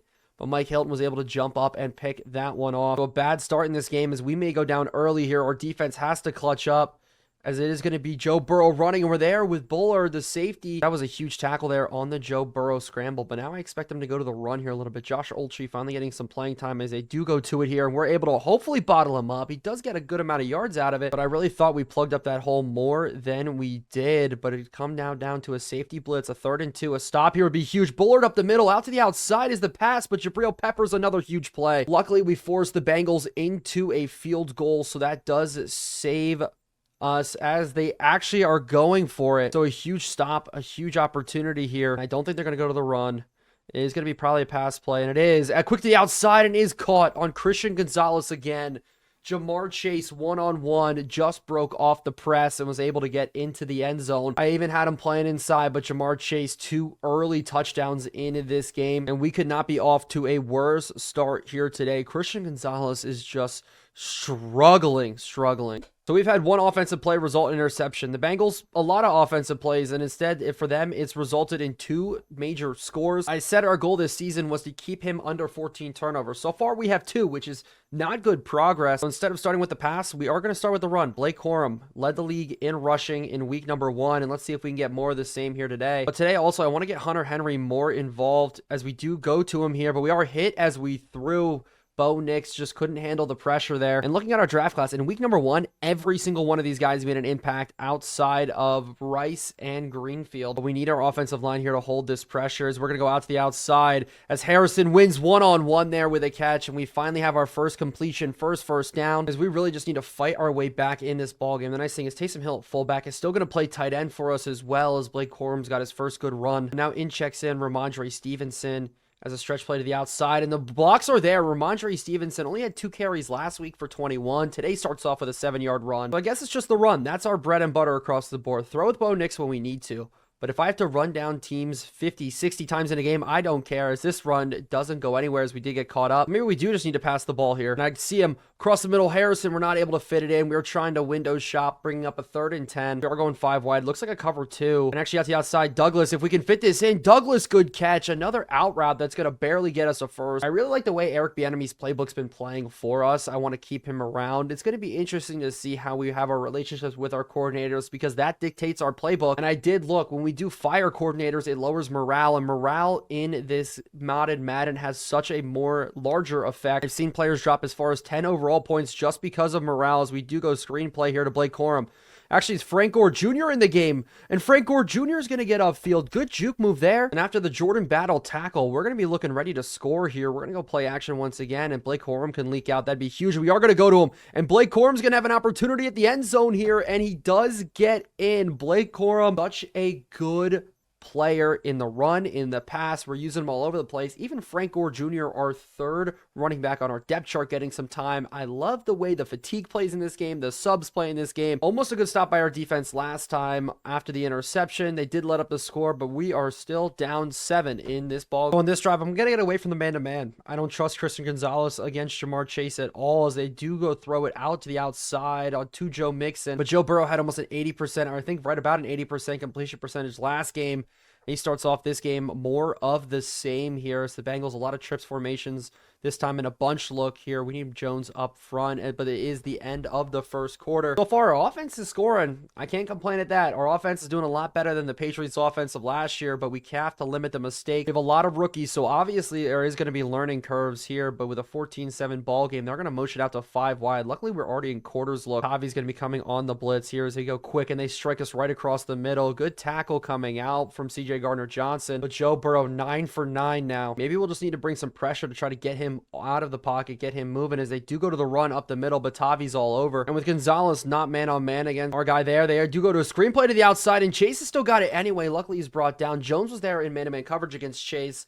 I thought maybe that would be a good opportunity to try to test it over there, but it didn't quite work, as the screenplay is enough to make it a 3rd and 3 as we are going zone coverage again. Quick underneath and a good hit, but it is enough for the first. That is Curtis Samuel, the former Commander receiver. But maybe moving away from man coverage this early in the game is a big death sentence for us. A sack comes in from Judon. So a huge sack coming out there, forcing them to go 5 wide. We almost jumped. They almost got a free play out of the deal And they do go quick to the outside to Samuel again, but it is 3rd and 10. And this is where I am going to bring the pressure. With Tavi being man-on-man there with Joe Mixon. Everybody else is kind of rushing here. As long as pressure can get there, and almost jumped by Gonzalez. He's dropped a couple interceptions, I feel like, already this season. That one could have taken it the distance if he did haul it in. But I guess that's why they make them corners instead of receivers, as he did a good job there. Got Joe Burrow off of his stance, made a bad throw in this one. Hopefully going to go into the end zone here. And it just barely does. Bengals almost pinned us deep, but we're going to start here at the 20-yard line. We have a chance here to tie up this football game as Blake Corum on the run against the full stack of the Bengals doesn't go anywhere. So we are going to go to the play action, try to set something up, but Hendrickson coming off the edge. We're just going to try to force this one to Juju. Doesn't quite get in. Already in a 3rd and long here. And we're just going to go out to Corum and try to get Corum one-on-one. Can he make guys miss? He almost can. So not the drive we wanted to try to tie up this football game. A bad run to start and then a bad incompletion thanks to a Trey Hendrickson play there from that DN spot. As Charlie Jones is going to go for the return here, and he's going to start the Bengals at the 31. So maybe we go to a little bit more man-to-man here. Maybe we trust Gonzalez just a little bit here with the run, and I was all over it with Tavi. Read it. And on second, I'm going to bring a little bit of a blitz here. Maybe we can catch them off guard if they do go to the air, but it is coming in motion, almost a jet sweep instead up the middle, and we're able to bottle up Joe Mixon. But there is a flag on this 3rd down. Did somebody jump? And it looks like it's going to be on the offense, so this 3rd down just became a lot harder for them. But we are going to bring heavy pressure here. They go 5 wide. We're rushing 6. Should be a free play for us, and we do get the good stop. So Joe Burrow still cooking us in terms of completions, but we do force 2 straight punts out of them. I do want to start winning the field goal battle as Rodrigo Sanchez is going to try to pin us again deep one more, but Frank Gore, let's see if we can get out of the 3rd running back and return man here. I see a little bit of a lane, and we're able to crack through to get it up to the 28. I need to be not afraid to make some audibles here, because across the board, they have a lot of different looks the Bengals are going to throw at us, and we need to be able to adapt to them here. Scrambling out, looking across. I don't see anybody. I'm just going to throw this ball away. I wanted the drag to keep coming across the field there, but it just didn't, as now we're going to go to try to get a small completion in. Demario Douglas is able to get it for 3. So hopefully 3rd down becomes a little bit more manageable as Blake Corum's going to be open here in the flats. Trey Hendrickson giving chase. Actually, it's Logan Wilson. But we still don't get the 1st down, and we're going to have to punt this football away again. So Charlie Jones is going to have more than enough room to field this one here. And he's going to run that one up to about the 25. So we've just been flipping field position right now. Not a lot of scores on the books ever since the start of the 1st quarter. And I'll take it here as we are going to be using Christian Gonzalez. And it is a run with Joe Mixon. And he's just going to get brought down after a small gain. They are going to go to the air here. And they go quick to the outside to Jamar Chase. We got caught up. We were trying to audible out of it because it had Wise on man-to-man against Javonte Sanders. And I just didn't like that look at all. But that is the 2-minute warning. So I'm expecting the ball to go to the air here. We really can't bring a blitz because they can just hot read it behind us. So we're going to throw a man-to-man look at them. They're not going to run it. We look for anything quick underneath, and they do hit it. I was looking at the other side there. Higgins on the release, but Sanders was able to grab it as they are now going to the hurry-up offense. We need to stop a score here. We cannot let any big scores come in as Joe Burrow's going to be taken off, and he just slides down after a gain of only 5, but that clock continues to run, so I will take that. As we're just going to sit in kind of like a cover one high safety hole look here with Peppers, using Peppers around as they're just running that same play again. Saying that, look, now we're going to bring a blitz. We're going to try to bring pressure on Joe Burrow quickly, and he throws across his body to Sanders sprinting across. We are going to be coming out in the nickel. And it's really Jamar Chase that I am worried about. We are going to double coverage here, but this goes to the end zone, and Marco Wilson gets his hands on it and is able to break it up. I like the way it looks so far. I want to stop any in-breaking route here, and it's Charlie Jones instead. Sanders gets right up the seam on C.J. Gardner-Johnson, is able to get in for the score. 21-7 now in the ball game. I want to go back and look at that play and see how C.J. got mixed up. And it looks like we were just in straight zero coverage across the board. I tried to bring a little bit of pressure to get Joe Burrow to throw it out fast, but CJ didn't expect the seam to come out. Sanders beat him right up and over the top, one-on-one. And from our safeties, that's what I really look for. You need to be able to cover the tight end, but that time didn't work out quite so much. We may have to put a drive together here with 45 seconds left to maybe put some score on the board because this game could slip away very, very quickly. Luckily enough, we do get the ball here to start as Frank Gore Jr. Frank Gore Jr. off to the races. The son of the NFL legend is able to keep us in this ball game here with such a good return. I love our returning running backs. I love sticking them back there, watching them run, and he found the seam and we are able to make it happen. Frank Gore Jr. doing such a good job there as we do keep life in this ball game, and we get ball coming out of the half, so maybe we could tie this one up. So hopefully now they don't try to go take some deep shots here as they do go underneath and Joe Mixon's not able to see it. My goal here is just to take this one into halftime. And look at the bottom of the screen. The Giants are popping off once again. Kenny Pickett's got 2 interceptions. And it was funny looking at the stats. Kenny Pickett ran for 94 yards in week number 1. That is just an insane number to me. He took 186 yards. Terrell Pryor asked, and we're actually going to burn a timeout here because that play went so far backward. As long as we can tackle him underneath, maybe they'll try to run out the clock, but maybe we can get an opportunity here, and we do get a quick stop, and I'm going to burn another timeout. We are going to try to go for the block. Why not? Pepper's coming off the edge here. We're not able to get it, but it is going to be Frank Gore Jr. returning. He already got one today. He's going to have another chance to catch it, maybe do something here. And he fumbles the ball. Luckily enough, Christian Gonzalez falls on it. But because of the fumble, I just took it to halftime. I didn't want to worry about anything stats-wise. We're actually struggling to run the ball this week. So if we can get that going, maybe that'll be the catalyst to our comeback. But we need to stop Joe Burrow. This medium passes he's been completing on us all day long. But it is going to be Frank Gore getting another shot at a return here. Did so well last time, but this time not so much. I couldn't pick up the block there from Brendan Rice. But finally, Juwan Johnson may get a catch here as we do go to a play action. Actually see it though, up and over the top. Is that Douglas? No, it's Juju Smith-Schuster breaking tackles, and Juju Smith-Schuster's up the field. Starting off right away with the play action was good enough. I'm surprised they even bit on the run. We're going to go right back to a similar play here. Looks like man-to-man across the board, but it isn't. And I do see it up and over the top. We could fit this one in the window, but it is a great breakup. We haven't gotten Marvin Harrison involved that much today. Overall, our offense kind of stagnant. Nothing working like it was last week, but up the middle here, Corum's got it finally, maybe a decent run to make it a more manageable third. But we are still going to have to go to the air here and quick to the outside. I see Harrison. Harrison's actually got a lot of space, and Harrison's going to get up the field. Finally, another target for him. But with him getting tired, Justin Ross does check in as the cutback lane maybe opened up down the middle, but we weren't able to get it working as Blake Corum went from averaging, I think, 7 yards per carry to now 2 so far in this game. Not what we wanted at all is underneath. I think we're going to have him the slant route for Juju, and Juju's got another good catch. I feel like his career kind of fell apart in New England a little bit. I think signing over there was probably not the best decision in the world, but hey, maybe it's up to us right now to revitalize it. I think he's on the last year of his deal. I have to check, but a good catch there. But he wasn't that active in week number 1, but this is where this play could open up. It's a stretch play to the outside, and as long as Hunter Henry can get Hendrickson, we'll have an opportunity here to get off to the races. One guy to beat.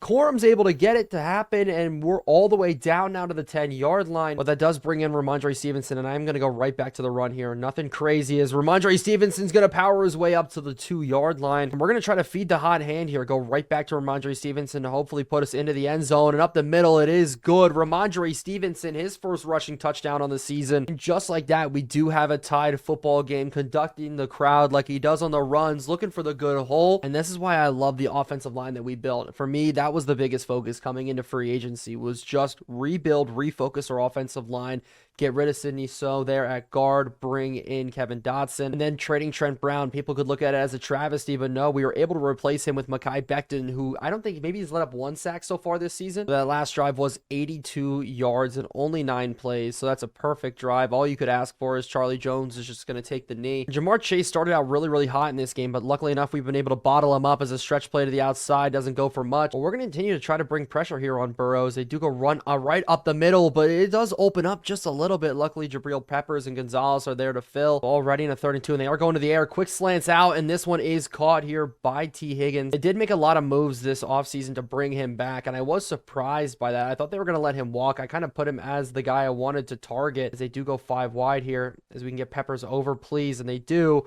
And Burrow throws it across his body, and finally we force another incompletion. And maybe pressure's the key. You know, Taylor Rapp being able to come in and play well. Is this a stretch play to the outside? And actually, Mixon's got a lot of space. Mixon all the way down now to the 33. But I'd say maybe pressure's the answer, because that's the only way we've made anything happen. The sack from Judon, the sack from Jabril Peppers, and the bad throws there have all become of pressure. But one guy also hasn't played that well so far has been CJ Gardner-Johnson. He struggled in senses. This is a stretch play to the outside, and luckily enough, the tackle was held him up enough where Tay Crowder, a linebacker we went after in free agency, was able to come up and make it. Tay Crowder, former New York Giant, I think former Mr. Irrelevant, or at least a 7th round pick. Spent some time with the Giants, went over, I think, with Minnesota for a little bit. We were able to bring him in as they now fake the jet sweep and hand it off to Joe Mixon, and Joe Mixon's off to the races here. Jones is able to track him down. Javon Bullard goes down. So we're going to need a lot more out of Rapp here, and the sub-linebacking group may have to change a little bit as he's limping hard. So things just got a little bit more interesting on the defensive side, as it is going to be a pass play here And it's going to be Joe Burrow running. We force him to slide. He goes down at the 4. We are going blitzing here once again. 2nd and goal. They go to the air quick, and it is underneath, and T. Higgins gets burned by who else but Christian Gonzalez. His 3rd touchdown led up in this ball game. I'm getting a little bit worried about him. I'm not going to lie. You have to get worried when you let up 4 touchdowns in 2 games. But the Bengals do recapture the lead there thanks to a T. Higgins catch. Hopefully, we can get more love from Frank or Jr. on the return, but we will see. But it just came through. Bowler did dislocate his ankle, so that's going to leave him out for a little bit. A tough injury for the rookie, especially early on in his career, as this return goes nowhere. But the goal in this drive is I want to control the clock down the field. Obviously, we want to put up another score, but I want to run the football effectively. And Blake Corum here on a good run's got enough to pick up the first. But I think I would categorize it as a good day as long as you can get over 4 yards per rush. Right now, I think we're sitting at 3.4 with Blake. But if we can just continue getting good runs like this up the field, I'll take it. But in now checks in Ramondre Stevenson, and a counter to the backside here could open up very, very nicely if we're able to get it to work. Unfortunately, we're not. Still makes it a 3rd and 1, though. So we are going to run a stretch play here to the right or left side, to try to pick up this first, and we do. And that's enough for Blake. But after all this running, we are going to finally go to a play action. Try to get him to bite a little bit and out to the outside. Nice and easy, Harrison. A catch for 4. But after the interception, Bo Nix has actually put together not a bad game at all. Since the interception, he's 11 for 16 as we do pull the guards here. As this run up the middle goes for absolutely nothing, and that does bring the 3rd quarter to a close. We're officially starting the 4th, and I think if we want to come back into this game, we got to start airing it out, almost abandon the run, but we will see. But the Bengals have just controlled time of possession on us in this game, very opposite of what we saw last game. So I'm going to look for Douglas here on the out route. I need him to win it, and pressure's coming in our face, as that is just an offensive line collapse that forced us to try to make a bad throw. And the Bengals drew it up perfectly there. We're going to try to pin the Bengals deep, though, with a good punt. Let's see if we can put it in, as the punt returner does abandon it, as Jones is going to be able to fall backwards, and it almost did touch a Bengals defender. We should have let it touch it, but nonetheless, they are still starting at the 16-yard line. I kind of like running the no high safety looks. I'm not going to lie, as this defense has progressed. We are going to bring a blitz, as they do go counter, and Tavi there to make the tackle. Joe Mixon now 75 yards on the ground. We almost did jump again on that play, but with this 5 wide, we're going to try to stop anything quick and underneath, and a good breakup coming up from the other side. That's going to be Jonathan Jones. This is where I just have to put faith in our guy, Christian Gonzalez. I know he's let up 3 touchdowns so far in this game, but he does make the play here on 4th and 1. I expected some sort of hot read to Jamar Chase.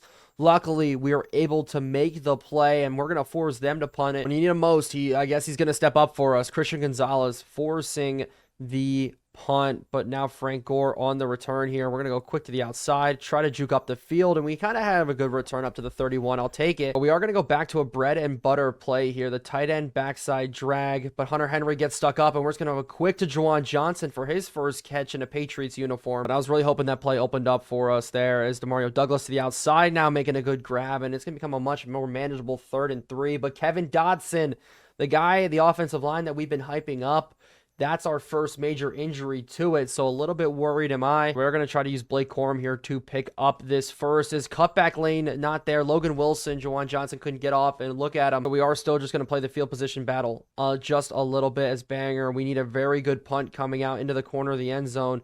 Jackson down there to field. Charlie Jones caught, and he's still tackled right at the 20. I'm not going to lie, that one was a little bit of a killer, but let's see if the Bengals start off in the air. Instead, they go to the run, and Jones coming up makes a good tackle. The blitz all the way from the slot corner. And Jones just had a great start to this season, I'm not going to lie. Everything we've asked him to do, he's done pretty well, as they do go now under center. We're going to sit guy in motion, and they don't give it to him. Instead, they go play action across the board. Deep shot here to Jones, and we tried to go for the interception, but T. Higgins burned us, and that's a huge play. I should have just gone for the swat, but who knows? I thought we could undercut it there, but T. Higgins, the jump ball receiver. Jones is so much smaller. Oh, we could have had it. I wanted him to go up for it instead of running past it, but that one is just an absolute killer, as they do go stretch play to the right side here, coming up with Bentley. We're still able to bottle up the run. Mixon, 15 for 75, not too bad. After not a bad run by Justice Hill, it is going to be a blitz here coming out. We got to force this one out quick again, and up the seam. Good breakup from Jones, and we're going to force a field goal. That's a huge play after the T. Higgins mishap, but this is going to make it a 10-point ball game thanks to an Evan McPherson field goal. So we got to come back out here on offense, and we need points on this drive no matter what, with only 6 minutes left in the ball game. I don't want to abandon the run, but we may just have to here, as I'm going to start with a deep shot here.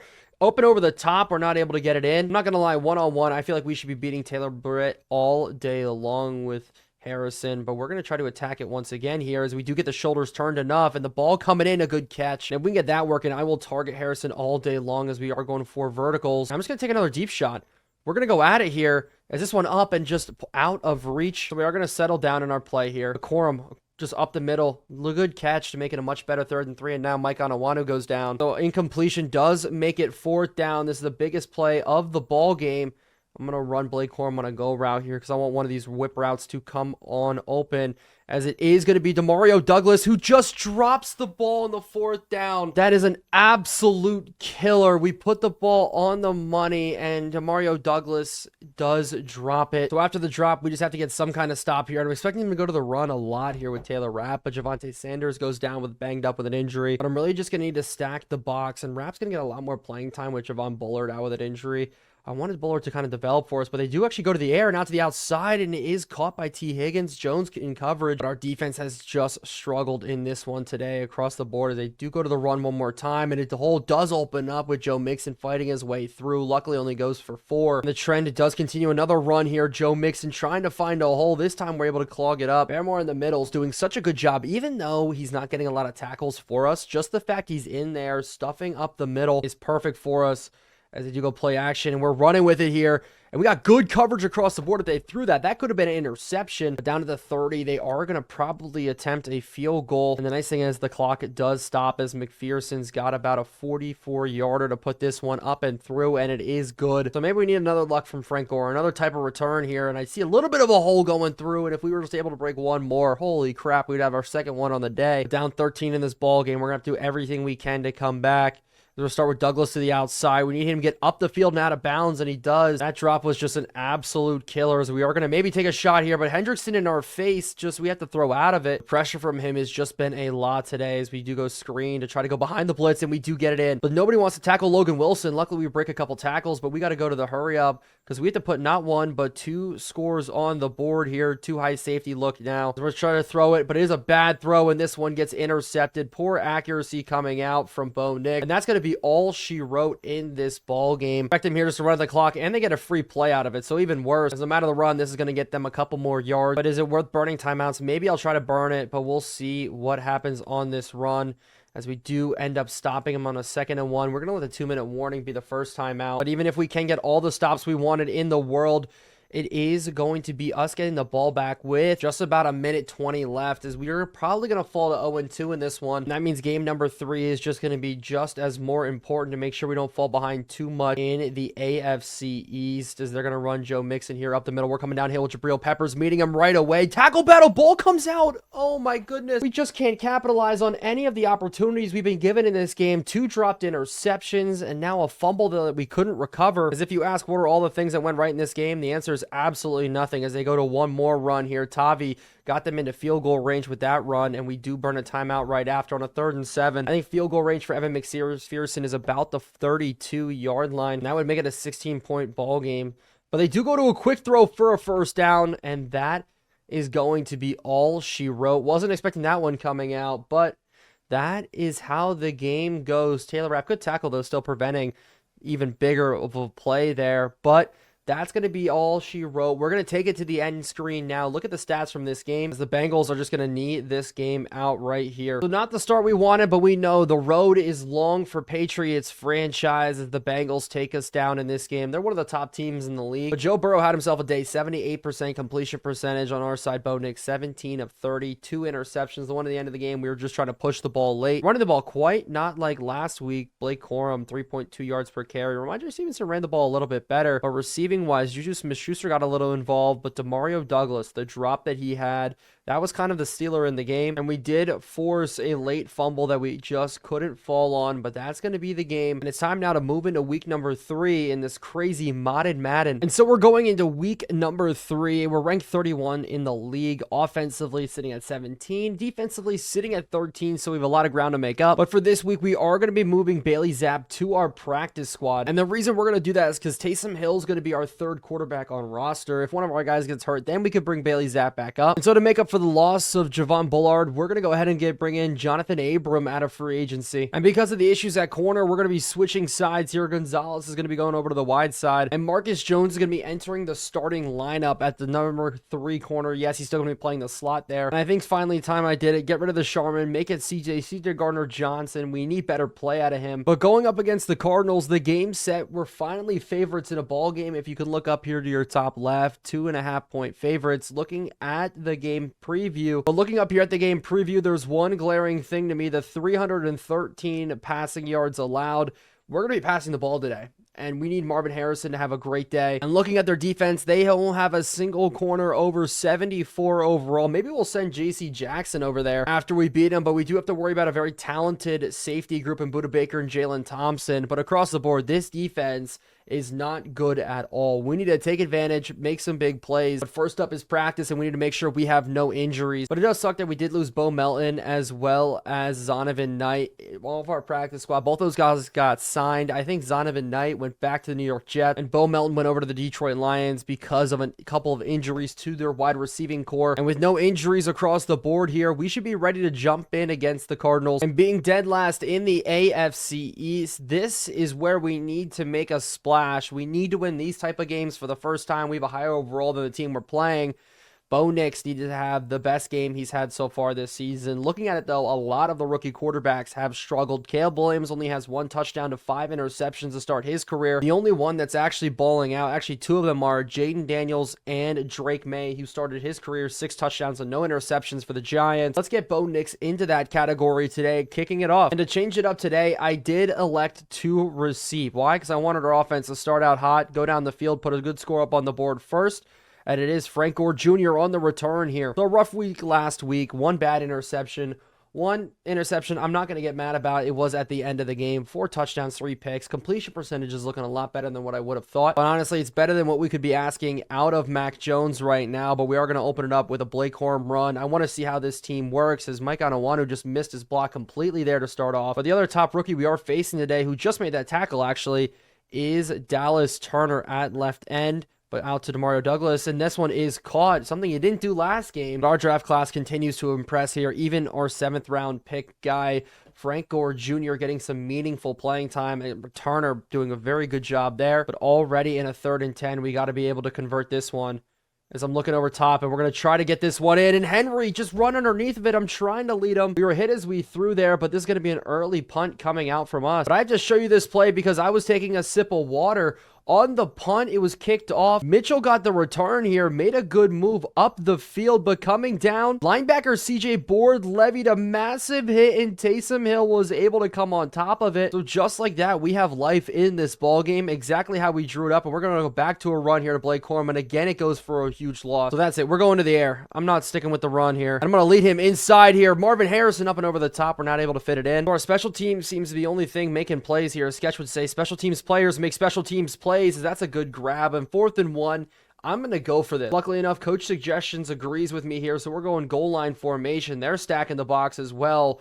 It's going to be man on man here. Ramondre Stevenson, we need a good run up the middle. Ramondre Stevenson, is he able to get it? And he's not. It said he got a yard on the play. Still isn't enough. You see there, we just got stuck up. I tried to go right behind Mike Onwenu. He got no movement there. So after an exciting first drive that saw a huge special teams play, yeah, nothing happened after that. So Kyler Murray back at quarterback, and they're going to start off with a run right away. Coming downhill with CJ Gardner-Johnson, though. But I am pretty mad about that first drive, honestly. I needed bigger plays than that, better plays than that. But we are bringing pressure here on 2nd and 9. Pressure's just not getting. They're completely got us wrapped up across the board. Is that completion out to the outside? Who else but Christian Gonzalez giving it up? And that passes out to Michael Wilson, kid out of Stanford, who I actually am a really big fan of. I love the way he runs routes. I think he's going to develop well in the NFL, but the Cardinals back now to the run, actually play action, and we're all over it, but they do hit it right over our heads, as that's going to be Christian Gonzalez missing the tackle, and down the sideline he's going to go. That catch was made by Higgins there, so the Cardinals moving early on their first drive of the ball game. Something we can't have happening, but it's in the window when we dropped the interception. I read it like a book. Jabril Peppers, we just dropped it. That's an absolute killer for us, but the Cardinals are going to go back to the ground here. Up the middle, Peppers just had no gap integrity. So they are now inside of the red zone, looking for a pass out to the outside. Good tackle by CJ. But that's a player right there we need to watch. Trey McBride, very, very talented tight end out of, I think he's out of Colorado, but they are going to go read option here. And the speed from Kyler Murray is enough to get him to the edge and a first down at the 5. That tackle came out from Jonathan Abram, already out of free agency, coming in, getting hard-working minutes for us. They are going to go to the run one more time here. Right the rookie to the outside. We do bottle him up. But now they're coming out in a heavy set, maybe a power look, but it's going to just be a dive look right up the middle. James Conner, and it's going to be Judon there to bottle. I expect them to go to the air here. No runs. It's 3rd and goal. They got 5 yards to go, and it is a play action. I'm seeing running it to the outside, and they just burned us in the cover 2 over Christian Gonzalez's head. Do we count that as another Christian Gonzalez touchdown given up? That would be 5 already this season. I may be even missing one, but I guarantee you it's 5. We just can't have anything from our supposed to be corner number 1. Now we got to go back out on offense here. Frank Gore, we need something out of you right now. Good return up the middle, and he's been so good returning the football for us. But we got a little overzealous. Right now, we're going to settle back down, go to what works, the play action, our bread and butter right now, and just set our feet right over the head here, but we're not able to get it in. And early in this game, I don't want to completely break down the playbook, but it's going to be Bo Nix taking off here for his own first down, but luckily he does fall on the fumble. Bo Nix fumbled on the play. Andrews, the big center, picks it up. We did save us on that one, and this drive does continue, and we're going to take a deep shot again. Up and over the top, can we haul it in? And it's just out of reach again. Bo Nix starting off very cold in this game. We just need the simple things to work for us. It's just like that, out to the outside. Good catch by Harrison. Big body's able to box him out. But I need to find just the best ways to go after these corners here, as we're going to go Marvin Harrison again, and he's just going to go down, possession, catch it. Maybe that'll just be our offense today, feasting that way. Is going out. We're just going to try to get it out, and that pass is just out of reach on the run. We had pressure in our face. But if the corner does back up here, we're going backside, and we are, but we do take a bad sack on the play. I maybe did it just a tad too late, but it was just bad pressure that came in there. As across the middle, we got to go to Harrison, enough to maybe pick up this first down, and he does. But Harrison is the only one that's really feasting in this game right now, is out to Juwan Johnson for his 2nd catch as a Patriot. Good one up for a first. But that does bring us to the end of the first quarter. We need to get our running game going, and I need to learn how to attack these corners just a little bit better. Harrison, though, is playing pretty well. And with this play action, I'm going to try to go ahead and test if we didn't just get beat. Mekhi Becton, we're letting 70 overall edge rushers have their way with us in this ball game. That is ridiculous and absolutely drive killers. We can't be having that happen, but Juju's got to get open here against Budda Baker, and he drops the football. We do have to pick up the first here, and I'm going to go over top to Marvin Harrison if we could fit it in, and that is one of the best catches I've seen in Modded Madden. An absolute dot coming out from Bo Nix, being able to connect with Marvin Harrison Jr. right in the corner. Hopefully it doesn't get reviewed, because that is a phenomenal catch. Get it, stretch in, knock over the pylon. Maybe that'll go to review, but holy crap, what a catch. But that's how you make a splash here to open up this second quarter. Ryland on the kick. It's up and good, and we are tied again. So we know the formula. The formula in this game is throw the freaking football, but more specifically, throw to Marvin Harrison Jr. Our defensive formula, though, we still have to figure that out. Michael Wilson, Christian Gonzalez just getting burnt. Michael Wilson, let's stop him from having a big day, but also bottling up James Conner in the run, and it starts nice and easy with a DJ Humphries jump, I think. Backed up 5 more yards is very, very nice. And they almost jumped again there, but they do go to the run, to the running back, and the cutback lane opened up, and that's right again on a good run. That's actually the Tennessee Volunteers running back, Jalen Wright. That's actually crazy to think about, as they do go to a play action out to the outside. We're all over there. We have 3 guys in pursuit, forcing a 3rd down. That's Noah Brown, who does get bottled up there right after the catch. But 3rd and 3, going to the air quick, out to the running back, and we should have been there with CJ Gardner-Johnson, but we sat and waited. They will be picking up the first down, but now a stretch play to the outside, and we're all over it. Taylor Rapp coming in support, with Javon Bullard going down. So far, he's played pretty well for us, I'm not going to lie. But they are going 5 wide here. We're just going to drop deep as they do go screen out to the outside. Judon, you were right there. What were you doing? as it is going to be all the way up for a first, as that's Michael Wilson. Judon, if he just had a little bit of awareness, would have saw it. It was a rough play there, as we almost get caught jumping, and we do. So no matter what, this play is going to be coming back, at least giving a free 5, I mean. But I think the run did pick up 6, so it doesn't matter anyway. Carl Lawson, that's the second time this season already he's jumped. And I really don't like Wise one-on-one with the running back here, but it is a give up the middle, and Wright's going to have enough for the first. Marco Wilson coming in for the tackle. Just don't like the way this game is developing right now. Out the outside, Gonzalez drops another one. 5 touchdowns let up, 3 dropped interceptions, as there was nothing going right for him in the start of year number 2. As we are trying to bring a little bit of pressure, we do get to the quarterback. White's able to get him. Subbed out him for Carl Lawson. He comes in immediately, gets the sack. Keon White, what a good play. He's another guy, too. If we could get him to develop, that would be absolutely phenomenal. And that's going to take them out of field goal range and make third down a lot harder. As we are just going to drop into a cover 3, tackle everything underneath. No jumping off sides, perfect, but they do go screen. Out to number 4, that's Rondale Moore, actually, and Rondale Moore gets bottled up right away at the 41, so they still stay out of field goal range, and they have to punt this football away. Wait, they're going to attempt this field goal? No way this has any chance of being good. This one from way downtown, and it does actually have the leg. Holy crap. Thank goodness the field goal goes no good. We're going to get the ball back here. We're at a good field position. We're going to go right away to a deep shot. Back over the top. Harrison up and over, and it is good coverage coming out from the corner again. So we are just going to settle back down nice and easy underneath. Hunter Henry, good grab. Get upfield, maybe get the first out of it. But it's 3rd and inches, and we're just going to try to run this one up the middle for the first down, and we do get it. Actually, we don't. Blake Corum is still -7 yards on the day, and I'm going to try to keep the pressure on. We're going to go for it again, and it is going to be Ramondre Stevenson led up by Bo Nix up the middle, and we get stuffed again. So 4th down runs just haven't been our specialty. Week 1 in overtime.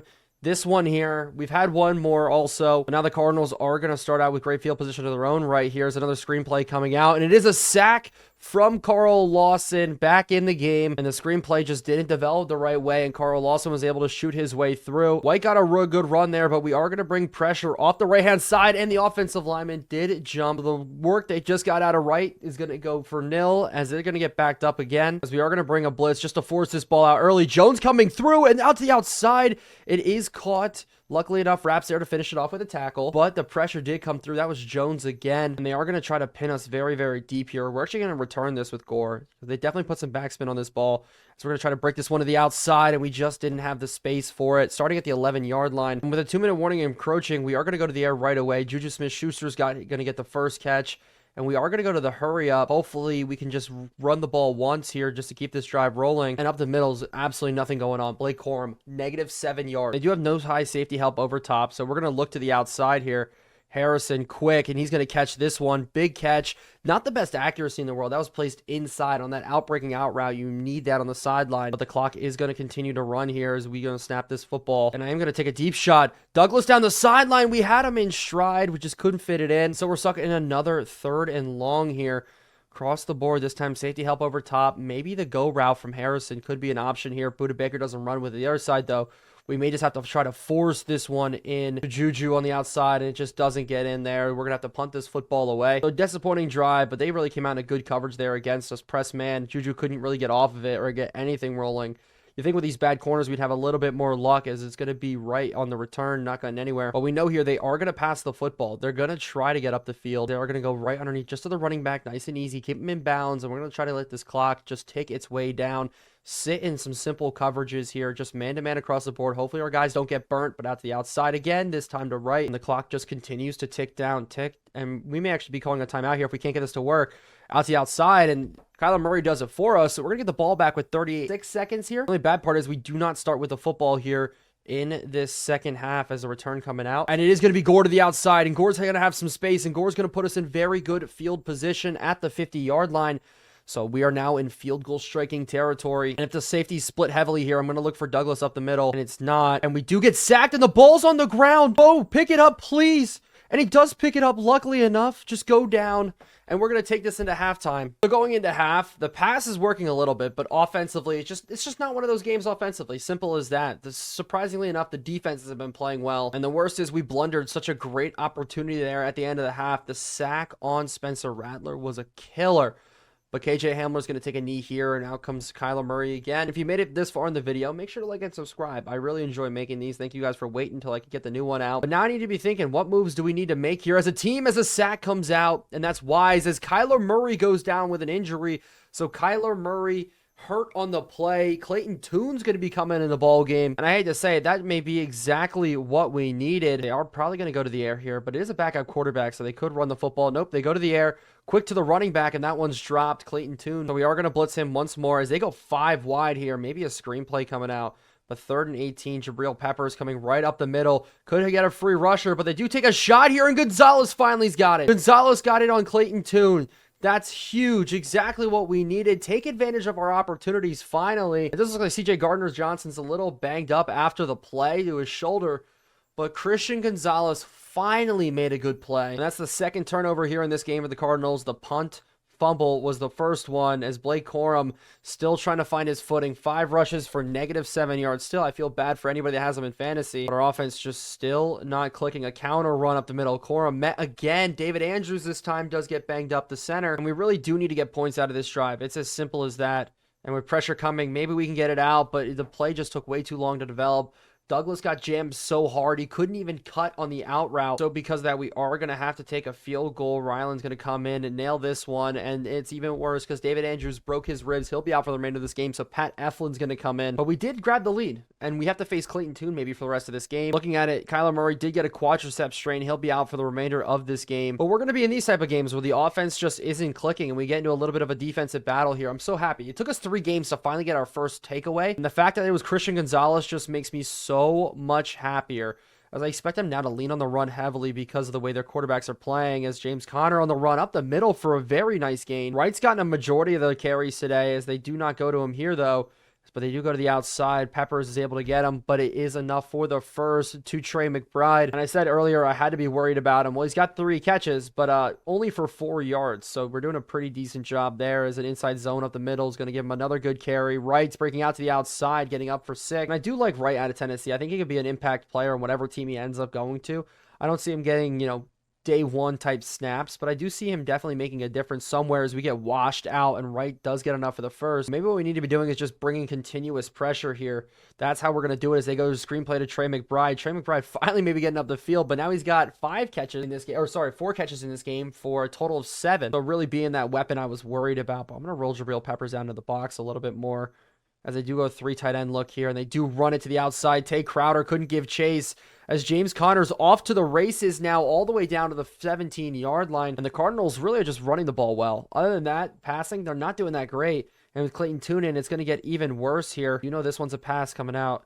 We need to come off the edge good here with Wise. He's a free rusher, but underneath to Michael Wilson, and we bottle it up for nothing. So maybe our new strategy is just stack the box and dare Clayton Tune to beat us. It's as simple as that. But I am going to roam here with Jones. It is a screenplay to the outside, and we're all over it again to Trey McBride. But 3rd and 11 here, and they do have a player open, and that's going to be the tight end. Raps trying to give chase, but they do get the first down out of the deal. I keep making jokes about it, but now he's starting to catch fire a little bit, and I expect him to try to run this on the goal line. And it is Clayton Tune. He's actually going to go to the air here.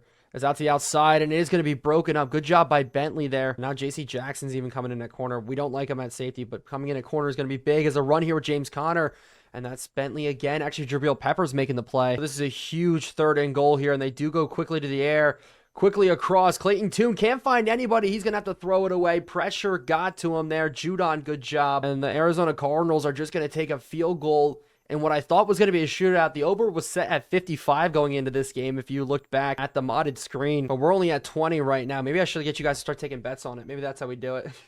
Starting it back out with Bo Nick. We're going to go to the air early here. We're going to have him settle in the gap, but Douglas can't hold on to it. Buda Baker coming down. For me, it's just a completion percentage problem. We're just not getting Bo Nix the completions that we need. Granted, there's been a couple bad throws, a couple things going, but Blake Corum finally up the middle. Blake Corum, good run. I didn't know which way to break off that Hunter Henry block, but nonetheless, we finally have our first good gain. And I think finally Blake Corum is in positives in terms of rushing yards. That's how bad today's been. Simple as that, running the football. As we're going to go back to it again, and Blake Corum's got another big hole. And if he wants to run like that, I'll keep giving him the football. Something we haven't done today. But we are going a little RPO action here, and it's going to be another give here. Blake Corum up the middle, and Blake Corum's almost able to juke out Jalen Thompson, but let's keep feeding him. But he is tired, so maybe Frank Gore can do the same thing here. Frank Gore has had a couple runs for us this season as he checks in here.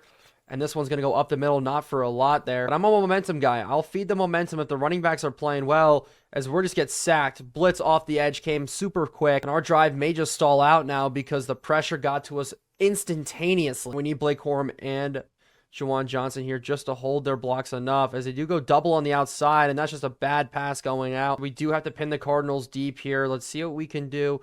Banger on the punt, and this one's going to land right at the 3-yard line. That's huge. And if we could just down it right there at the 8, that is a great job. But if we let Clayton Tune have a great game on us, that's where the problems are going to come out for me personally. That's where I'll make a decision to actually trade somebody if it really does get this bad. But coming down, they do go to the air quickly and out to the outside. We're all over it here as they throw back across the body. No way Clayton Tune, of all people, is getting that pass in. Holy crap. And that's a crazy and wild way to end the third quarter and go into the fourth here. Neither team has over 100 passing yards, and we just need something to work here. After a quick pass, got him down to a 2nd and 1 early. We just got to get things rolling. Simple as that. I got to start bringing 5-man pressures, getting Clayton Tune off of his game right now. But a good run stop there from Tavi. We are going to rotate here as they do go pitch play to the outside. And I think they caught us immediately in that audible as James Conner is going to get to the 49. So not the best audible there as they do go another run with Conner. And Conner keeps chugging them down the field. Both their running backs now well over, I think, both over 50 on the day. I'm surprised if they got away from it right now, but this run up the middle, I thought it was bottled up, but James Conner's got enough for the first. That was a Le'Veon Bell-esque run right there. Just can't believe that we got that, let that happen. Clayton Tune may be the one winning this game against us. That would be absolutely ridiculous, as almost Rondale Moore breaking that tackle. But officially, they're down inside of the red zone right now, and we just need some big play to pop off for us here. Maybe it's going to be a run to Carter, and it is. Up the middle, and it's Carter off to the races one more time. Whether it's me or it's the CPU, the gap integrity is just not where we need it to be. And I would not get away from the run at all if I was them. And up the middle, we do have enough to stop James Conner, but he does bounce off left. And they're now down at the 4-yard line. And there should be no reason they get away from the run here, but they do. They go to the pass. Out to the outside, though, and break down instead over the top. Rondale Moore mosses. I think that was Jonathan Jones. So the Cardinals get the lead here late in this ball game. Only 6 minutes and 45 seconds left. We have to put together a good drive to match. We need another good return here from Frank Gore down the field. We do chase down. He missed on 2 blocks there. We only started the 17, but we did get to run the work a little bit last time, so we'll try again here as we're getting chased down from behind, but still a good run at 4. We're going to go right back to it again here with the counter play. As Hunter Henry can get a good block there, and the juke move to the outside. And Blake Corum, just like that, opening up this ball game here. And we're going to tie up this football game very, very quick, as long as he can take this one into the end zone, and the stat line won't show it.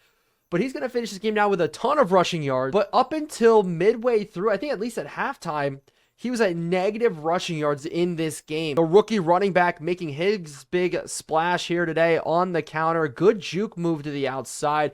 Good block, too, by Hunter Henry to set up that seal. And we were just off to the races. Looked a little slow there once he kicked it into high gear. Almost got chased down. We are right back in this game tied. The only problem is they're going to get the ball back here. Ryland's kick almost missed. But he had 82 yards rushing on that drive alone. And maybe we went away from him too early. Maybe we got a little overzealous, but Bo Nix has just had a really bad day, and we just need to put together a good win here. But in the 3 tight end set, they are going to start us off with a play action. Actually catch us slipping here going up and over the top, and that's going to be the tight end making the grab. Limit the explosive plays. That's what we needed to do right now.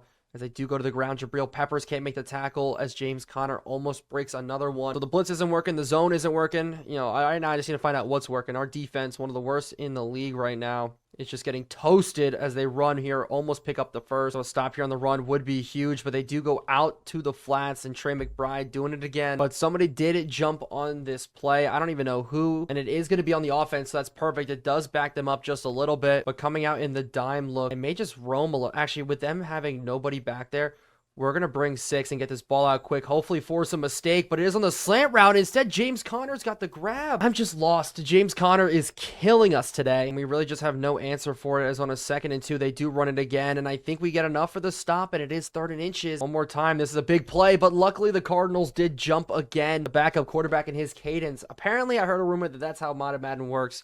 Probably not true, though. But with it now being a 3rd and 5, this is a lot bigger of a play than ever. Gotta sit in the middle here with Tavi, make sure nothing gets across our face. As it's there, we break it up. I just went for the swat. Didn't even want to go for the pick. Great coverage coming out. And the 2-minute warning's almost here. And they're gonna have to punt this football away. But they're actually gonna go for a field goal. Again? They've already missed one in this football game. This is another very, very long field goal, and this one actually has the distance and is good. That field goal from Jack Browning was 58 yards. That is insane, absurd, whatever word you want to use. That should not be happening there. But it is going to be up to Frank Gore now to put us in a good spot on the return up to the 28. So a good one as Board goes down with an injury. But once again, we have to force a score here, or we're going to overtime, or we lose the football game. It all comes down to a final drive, and it's going to be Blake Corum on the run starting. Try to catch him slipping there on the draw. Didn't quite work, but now a screenplay coming out, and Blake Corum, luckily enough, we were able to get it in. As long as he can just get out of bounds. And with them just not stacking the box at all, we're going to go to another draw play here. And this is where I can actually use a timeout if needed. But Gore gets bottled up, and I am going to burn one. So maybe not the best play in the world. But if they're man-to-man here, that'd be awesome. And we are going to roll out. So this is a huge 3rd and 10. 2nd and 10, we let an incompletion. Nothing going on. We got to get back to the ball here, and Juju Smith-Schuster's not able to get it. So we're in 4-down territory against the Arizona Cardinals, and we're going to a bread and butter play here. I need these out routes to get in, and we're just going to go to the outside, and it's just a bad throw from Bo Nix. Forced it a little bit into double coverage, and so the Cardinals are coming back out, and we know they're going to run the football here. Simple as that. We just can't let a first down, and that's going to be all she wrote here. Our defense floundered. Our offense, Bo Nix had his worst game today. Completion percentage, I think he finished 11 for 29. So walking out of this game, a really bad game from Bo Nix. No interceptions, though. But the completion percentage, 11 for 29. Running the ball, Blake Corum, other than the one run of 79 yards, you take that out of the stat sheet, his play was not good. Marvin Harrison Jr., the only receiver to really get any look. Blake Corum did have 1 for 8. Demario Douglas, another drop to his name. I hope that's not starting to become a trend here, but on defense, Jonathan Jones, 10 tackles. And so in week number 4, the final game of this episode, we have to take on the Miami Dolphins. Looking at the matchup right now, offensively, we're scoring more points than them and running the ball better, but it's really the passing game. They're averaging 306 yards to open up this season, which is insane. And points-wise, we just need to hold them, but our pass defense has been pretty good so far this year. Only problem is David Andrews is going to be out with an injury, so we are going to go to free agency and pick up a brand new player for our roster, and that's going to be Ezra Cleveland, former Minnesota Viking. And before we jump into this game, there is a huge trade that we're going to go ahead and make. I want to bring another linebacker with speed because we're going to move away from the Jabril Peppers sub linebacker look because I think that's going to help us in the run game, and instead I'm going to bring in Nakobe Dean. So the former Georgia linebacker is going to be making his way over to the New England Patriots, and I hate to say it, we are dead last in terms of power rankings now, but looking at the standings in total, there are 5 separate teams that are 0-3, but our point differential is only -19 on the season. But looking at it, we are going to try to stop the deep pass today as well as play the medium game. I want to be able to throw the ball well, and so starting this training, hopefully there's no injuries, and it looks like everybody is healthy, so this is a must-win game for us. We cannot drop to 0-4 on the season. And so here we go. Blake Corum's actually leading the NFL in rushing yards. If you want to see the stats, I'll show them at the end of this episode. But the Miami Dolphins are leading the league in passing yards. Tua Tagovailoa has had his way so far. We're dead last in terms of passing yards per game. And I said morale, I think back in the first game, the morale has such a big impact. Well, it's dropped Bo Nix all the way down to a 68 overall, comparatively to the 71 where he was at. And if there are more struggles today, who knows? Maybe we'll see Gardner Minshew come in and get his first snaps as the New England Patriots quarterback. But it is Frank Gore getting a really rough return to start it out. So today we are going to lead on our rushing attack, get our tight ends working as Blake Corum starts off with a pretty solid run there. But if we could top over 100 with him today, it'd be the 3rd time already this season, I think. As a stretch play to the outside, he's going to have the big man giving chase, but Blake Corum down the sidelines got in a solid juke move as Mekhi Becton goes down with an injury, something we cannot have. As sacks last week were such a big problem. Losing him now is huge. So hopefully it's not that big of a problem right now. As Juju Smith-Schuster is going to get a big catch to start this game here up the sideline. Jalen Ramsey in zone coverage. We were able to drop it in. And Mekhi Becton does have a pectoral strain. I'm going to decide to keep him in the game. Hopefully that doesn't bite me later, but we're going to lean and run behind the other side there on Awanu, and that run goes for nothing. But with Blake Corum checking out, we're going to go to a jet motion here. And then leaking out, it's going to be Ramondre Stevenson, but it is a bad pass. Just the timing was off. So stuck now in a third down. We got to get it to work. And Justin Ross, who hasn't got a lot of opportunities this week, is going to be enough to draw the flag. The defender decided to step in front of him, and we are going to have the opportunity here to keep this drive alive thanks to the penalty. So with our second life here, we're going to go back to the run game here, and Blake Corum opening up. Onwenu couldn't stay on. With the light box the Dolphins are running, we should just be easily able to run the football here as we do again, and that's another big run on this drive. But checking in is Frank Gore Jr. here on the run, and Frank Gore is going to be able to open it up, dodge the diving defender. So limiting the passes and instead sticking with the run has been the move. And it looks like Jalen Ramsey's just following around Harrison Jr. here. But on this little spot route, maybe Juwan Johnson can get open, but it was dropped. With another drop pass, that creates more issues as we're going to be scrambling here. Try to fit this one into the window, and it doesn't work, and we're going to have to settle for a field goal here on our opening drive. But luckily enough, we still are going to be able to get a field goal here with Ryland. That one fit in.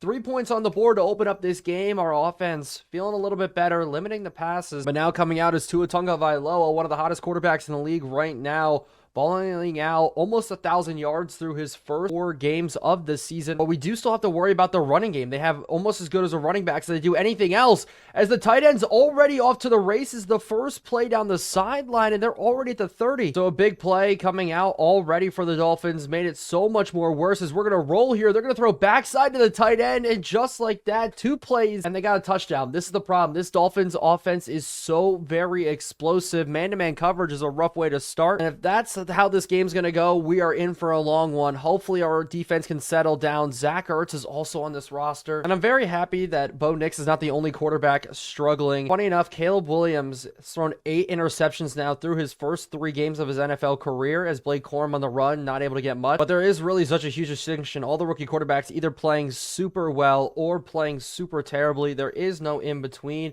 as we do get a pull read here. And if we could have gotten that block, that would have been huge. And after another play, another incompletion, we're starting this game 1 for 5 with Bo Nix right now. We do have to punt this one away, and we do bottle up Tyreek Hill on the return. They didn't even try to run the ball. Instead, they hit tight ends the whole way down the field. So hopefully, as they do go to a screenplay here, I did sniff it out enough with Tavi. The problem is they haven't even run the football yet, and that's just a terrifying fact as they go to the outside. And this one drops in easily to Jalen Waddle, who recently just signed a massive contract extension, 3 years, $70 million. And we're going to have to deal with him for a very, very long time, as they are finally going to go to the run here up the middle, but we do bring him down on 2nd and 9. They are going to go to the air. Out to the outside, and I ran with the deep route there, but Zach Ertz catches it underneath. The Dolphins moving once again down the field. I see him across the middle, pressure coming up, and that's Carl Lawson for a huge sack. So maybe that's the break we needed in this ball game to secure maybe a stop on this drive, as this play action now.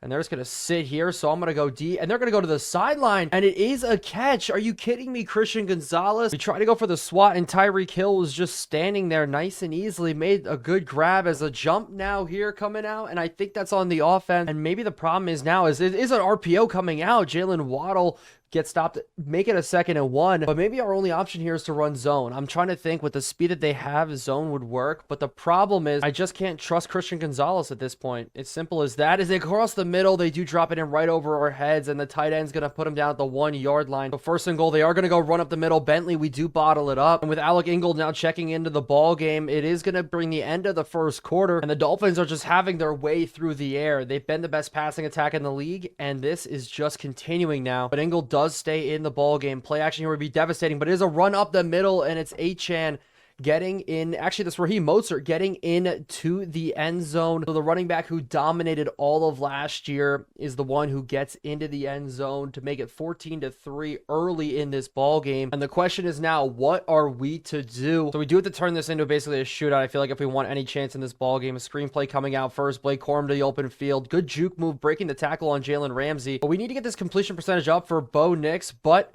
that's enough for a first down there from Blake Corum. But all the passes now, short, sweet, nothing too crazy. And so maybe Blake Corum will come open here out of the flats, and we go to him right away. But with pressure in our face, we're not able to complete it. So with the pass still not working, we're just going to go to the run up the middle. Ramondre Stevenson's got nothing going. So it is a 3rd down, and we're going to go to Douglas here on the outside, and it's just a bad pass again, and we're going to have to punt and end this drive. Throwing in Modded Madden is just the most difficult thing if you do not have a good quarterback. We're able to bottle up Tyreek Hill. He's going to catch this one at the 16. Or run up the middle Achane to start off the Dolphins drive goes for nothing. If they're going to continue to run the football here, maybe this is how we get our drive stop, but we do get a face mask here and it gets ruined. But we almost did jump here on this next play, but another run up the middle. We're able to bottle it up. Achane just had no luck in this game so far, but making the Dolphins one-dimensional isn't the easiest thing in the world because their passing attack is just that good. But a motion man coming out here and they do fake the jet sweep and instead give it up underneath. And another flag comes out here. We'll have to see. And it is another offsides on the offense. So luckily enough, this is going to back them up, but we're going to bring a heavy blitz here, force the ball out as quickly as possible because we have no other options to stop Tua Tagovailoa right now coming, but about across the middle is caught by Zach Ertz. Pressure is just not working. It's a rough time out here for Patriots fans, but it's a dropped interception again from Christian Gonzalez. That would have been such a nice break as we are going to run with this underneath route, and we're just not fast enough. Is that Ladd McConkey? That's the Georgia product, and that was somebody I did think about honestly getting for the Patriots franchise. Thought he could fit the Patriot way as a good slot receiver, but instead I put my faith in Demario Douglas, and has it paid off yet? Not really so far. We're going to need Tyreek Hill to really get outside, but we're gonna have to cover him, and we do. So another third down opportunity and another flag coming out, and it is another false start here. So this is the third one for the Dolphins, and they are going to a 5-wide look. Quick and easy out to the outside, and it is caught again. Carl Lawson going down with an injury to make it worse. We are going to continue to try to bring pressure, get something to work here. We could have a free rusher up the middle, and we do, but the pass is still completed. So 3rd and inches, and they do go to the run. Abraham coming up, and we do get a stop, so we're going to force a field goal, and I'll take that as a mini win. And a block coming out would be so nice as we almost were able to get it, but it does squeak through. The Dolphins take a 17-3 lead. So if we're able to put up a score here, that would make this game a lot more manageable going into halftime. But life is going to be a little bit difficult with Jalen Ramsey just following around Marvin Harrison all game long, but we're able to hit him here on the sideline. But the 2-minute warning is here. We need to go to the air a little bit more underneath. Douglas has got a good grab, and that's what we need from him. We struggled to find that the past 2 weeks, but I do want to take a deep shot here one-on-one. Jalen Ramsey, I want to test this as we're going to try to throw it deep. Come back to the football. We do catch it. Luckily enough, we were hit as we threw, but Jalen Ramsey did get burned. I'm counting that as a win for us, but we're going to continue to stay in this hurry-up look and throwing it underneath, and Harrison, that one gets knocked out, so understandable back and forth between the two. But with Jawan Jennings checking in at slot, we'll see if we can force this one to him, and that's just a horrible pass. So this is a big 3rd down one more time, and we're going to go quick to the outside, and that one gets jumped. There's a flag, though, on the play. We'll see what it is. Mekhi Becton giving chase. He's not able to get it. Jalen Ramsey won the battle versus Marvin Harrison and Bo Nix, but we need to see what the flag is. I think it's going to be on the defense. I think Jalen Ramsey did commit a little bit of a PI, and he did. A huge break from what could have been an insane play for the Dolphins. Instead, we get the ball now at the 15-yard line, and Jalen Ramsey now lined up on Douglas. So we're going to try the out route here. Jawan Jennings, we have him open. We just couldn't hit him that time, but back at it one more time. These out routes, that's all this playbook is, and we're going to try to put it in, and this one doesn't hit again. So such a bad look right now as we're going to try one more time. Jawan Jennings on the sideline, it just doesn't fit in. We are just going to settle for the field goal. A horrible opportunity that we did miss as the field goal is missed as well. This game could not be going any worse for us right now, and I think in the second half, I'm going to go ahead and bring in Gardner Minshew. Does that mean Bo Nix is gone forever? Absolutely not, but I need his morale to get back up, and him dropping all the way down to a 67 overall now is just horrible. As they're going to go quick to the outside to Ladd McConkey, tackle him inbounds, let this clock continue to run here. They're not even going to the hurry up. Aren't audibling here. I just don't want any deep shots here to Tyreek Hill. Instead, they go out to Jalen Waddle on the other side. We're going to get out of any man looks that we're sitting in. I want to sit in some zone looks. I don't want any issues with the deep ball right now with Tyreek Hill. They should go quick maybe to the outside, and they do. We're underneath making a solid tackle. The ball comes out. No way this could be a break for us. But looking at it is going to be a booth review, and I do not think that it is going to go our way. So all said and done, hopefully this is what takes it into halftime right now. And going into halftime, they have no rushing yards, but 223 passing yards. So starting out the second half, they do get the ball first, a run up the middle for a good stop. And I do expect them to lean on the ground a little bit more in this half, and they almost do right here. And instead, I left my post, and Abram is going to not even tackle Zach Ertz, just let him get up for the first down. 2 and 19 of 20 to start this one. We've really battled some tough quarterbacks here through our first couple of games.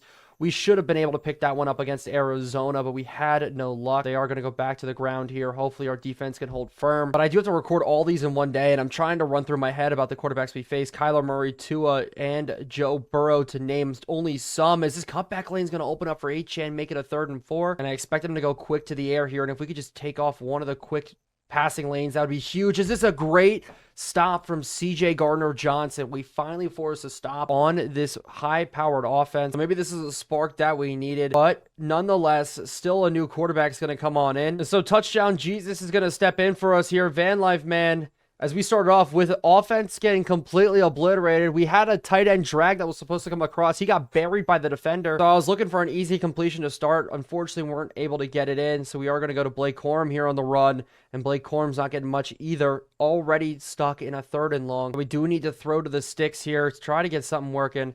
And I'm going to look across the field, and he's got Harrison for a good catch. So those are the kind of completions that we needed.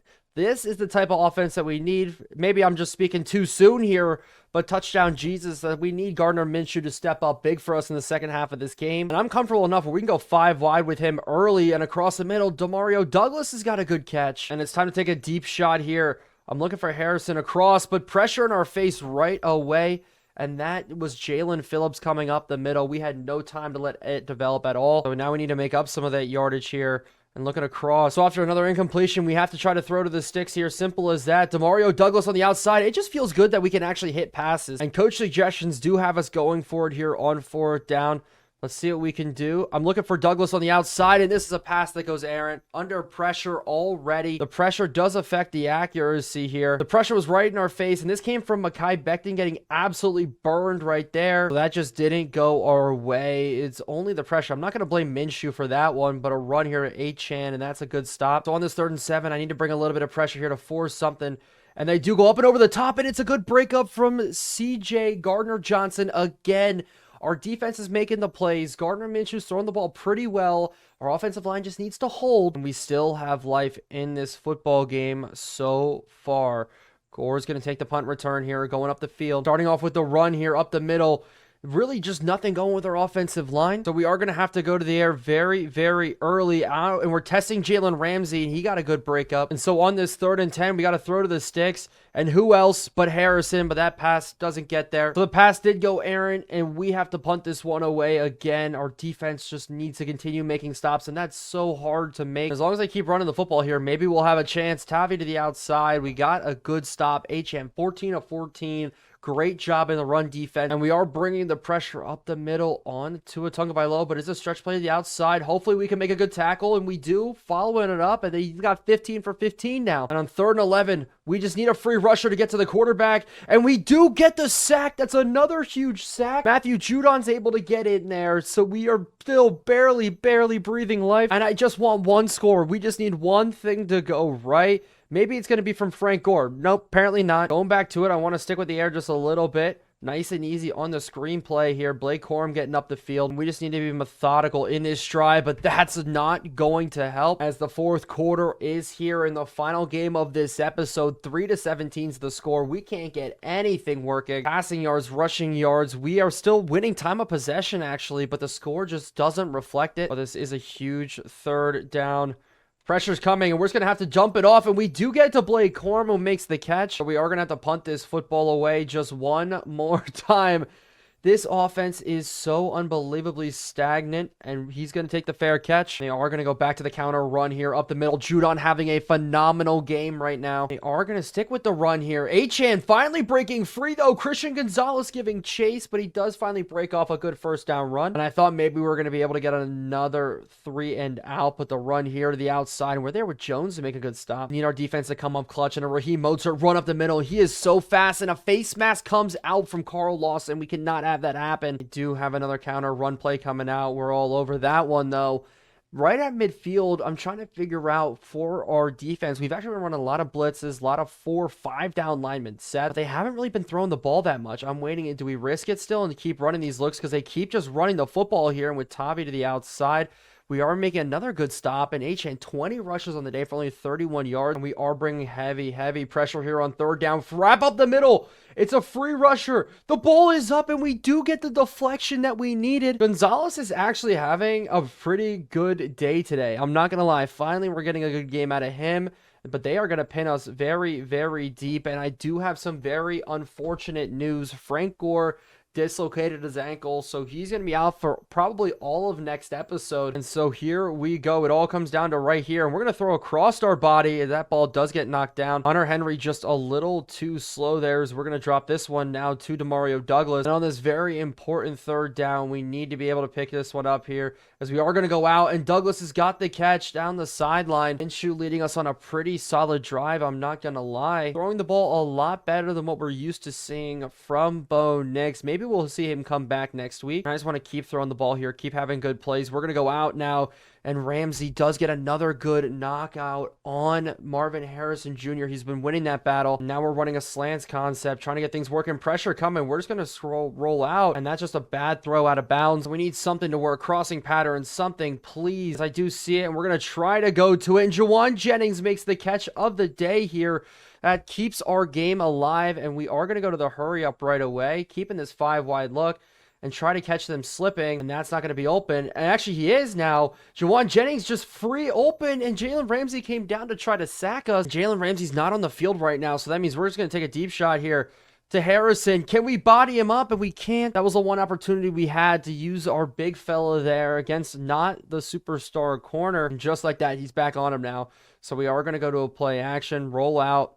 Douglas try to get him open, and he doesn't get the ball. And so here we go. This is a 4-down territory, and we just need to put this ball corner of the end zone to Hunter Henry, and we can't fit it in. So here we go. It's going to be Justin Ross, corner of the end zone, and if he can keep his feet in, that's Justin Ross, the former Clemson wide receiver, on a 4th down again. Minshew Mania touchdown. Jesus is maybe bringing us back in this ball game. What a good catch. Please tell me his feet stayed in bounds, and they did. Thank goodness.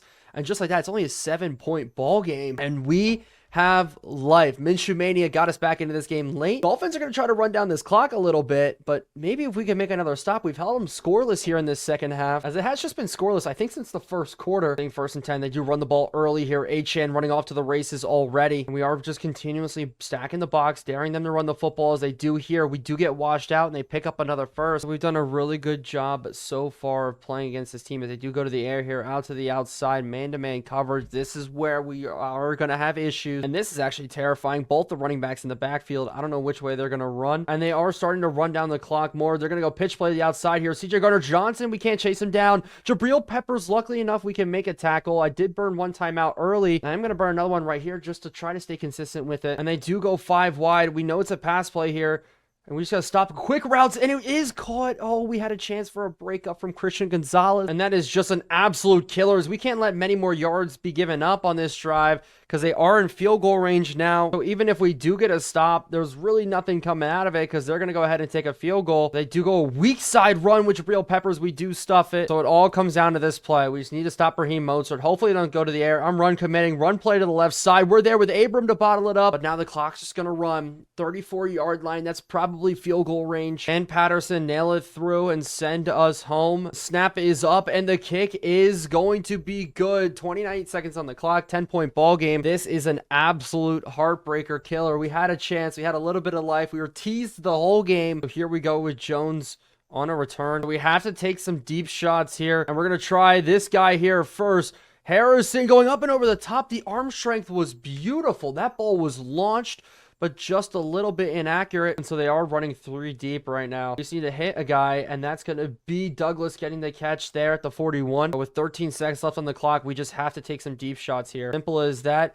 And they're going to go deep. We're going to go to Juju, and it's not going to get in. So we are going to throw up a Hail Mary.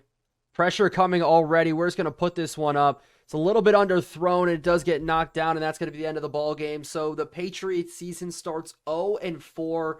We have a lot of moves to make, so make sure to let me know what moves you want to see, because we're going to head on to next week in next episode. Make sure to like and subscribe if you guys enjoyed This is a journey, a marathon, not a race. Stick around because we have a lot more Patriots franchise to go. Thank you so much for watching, and I will see you in the next one.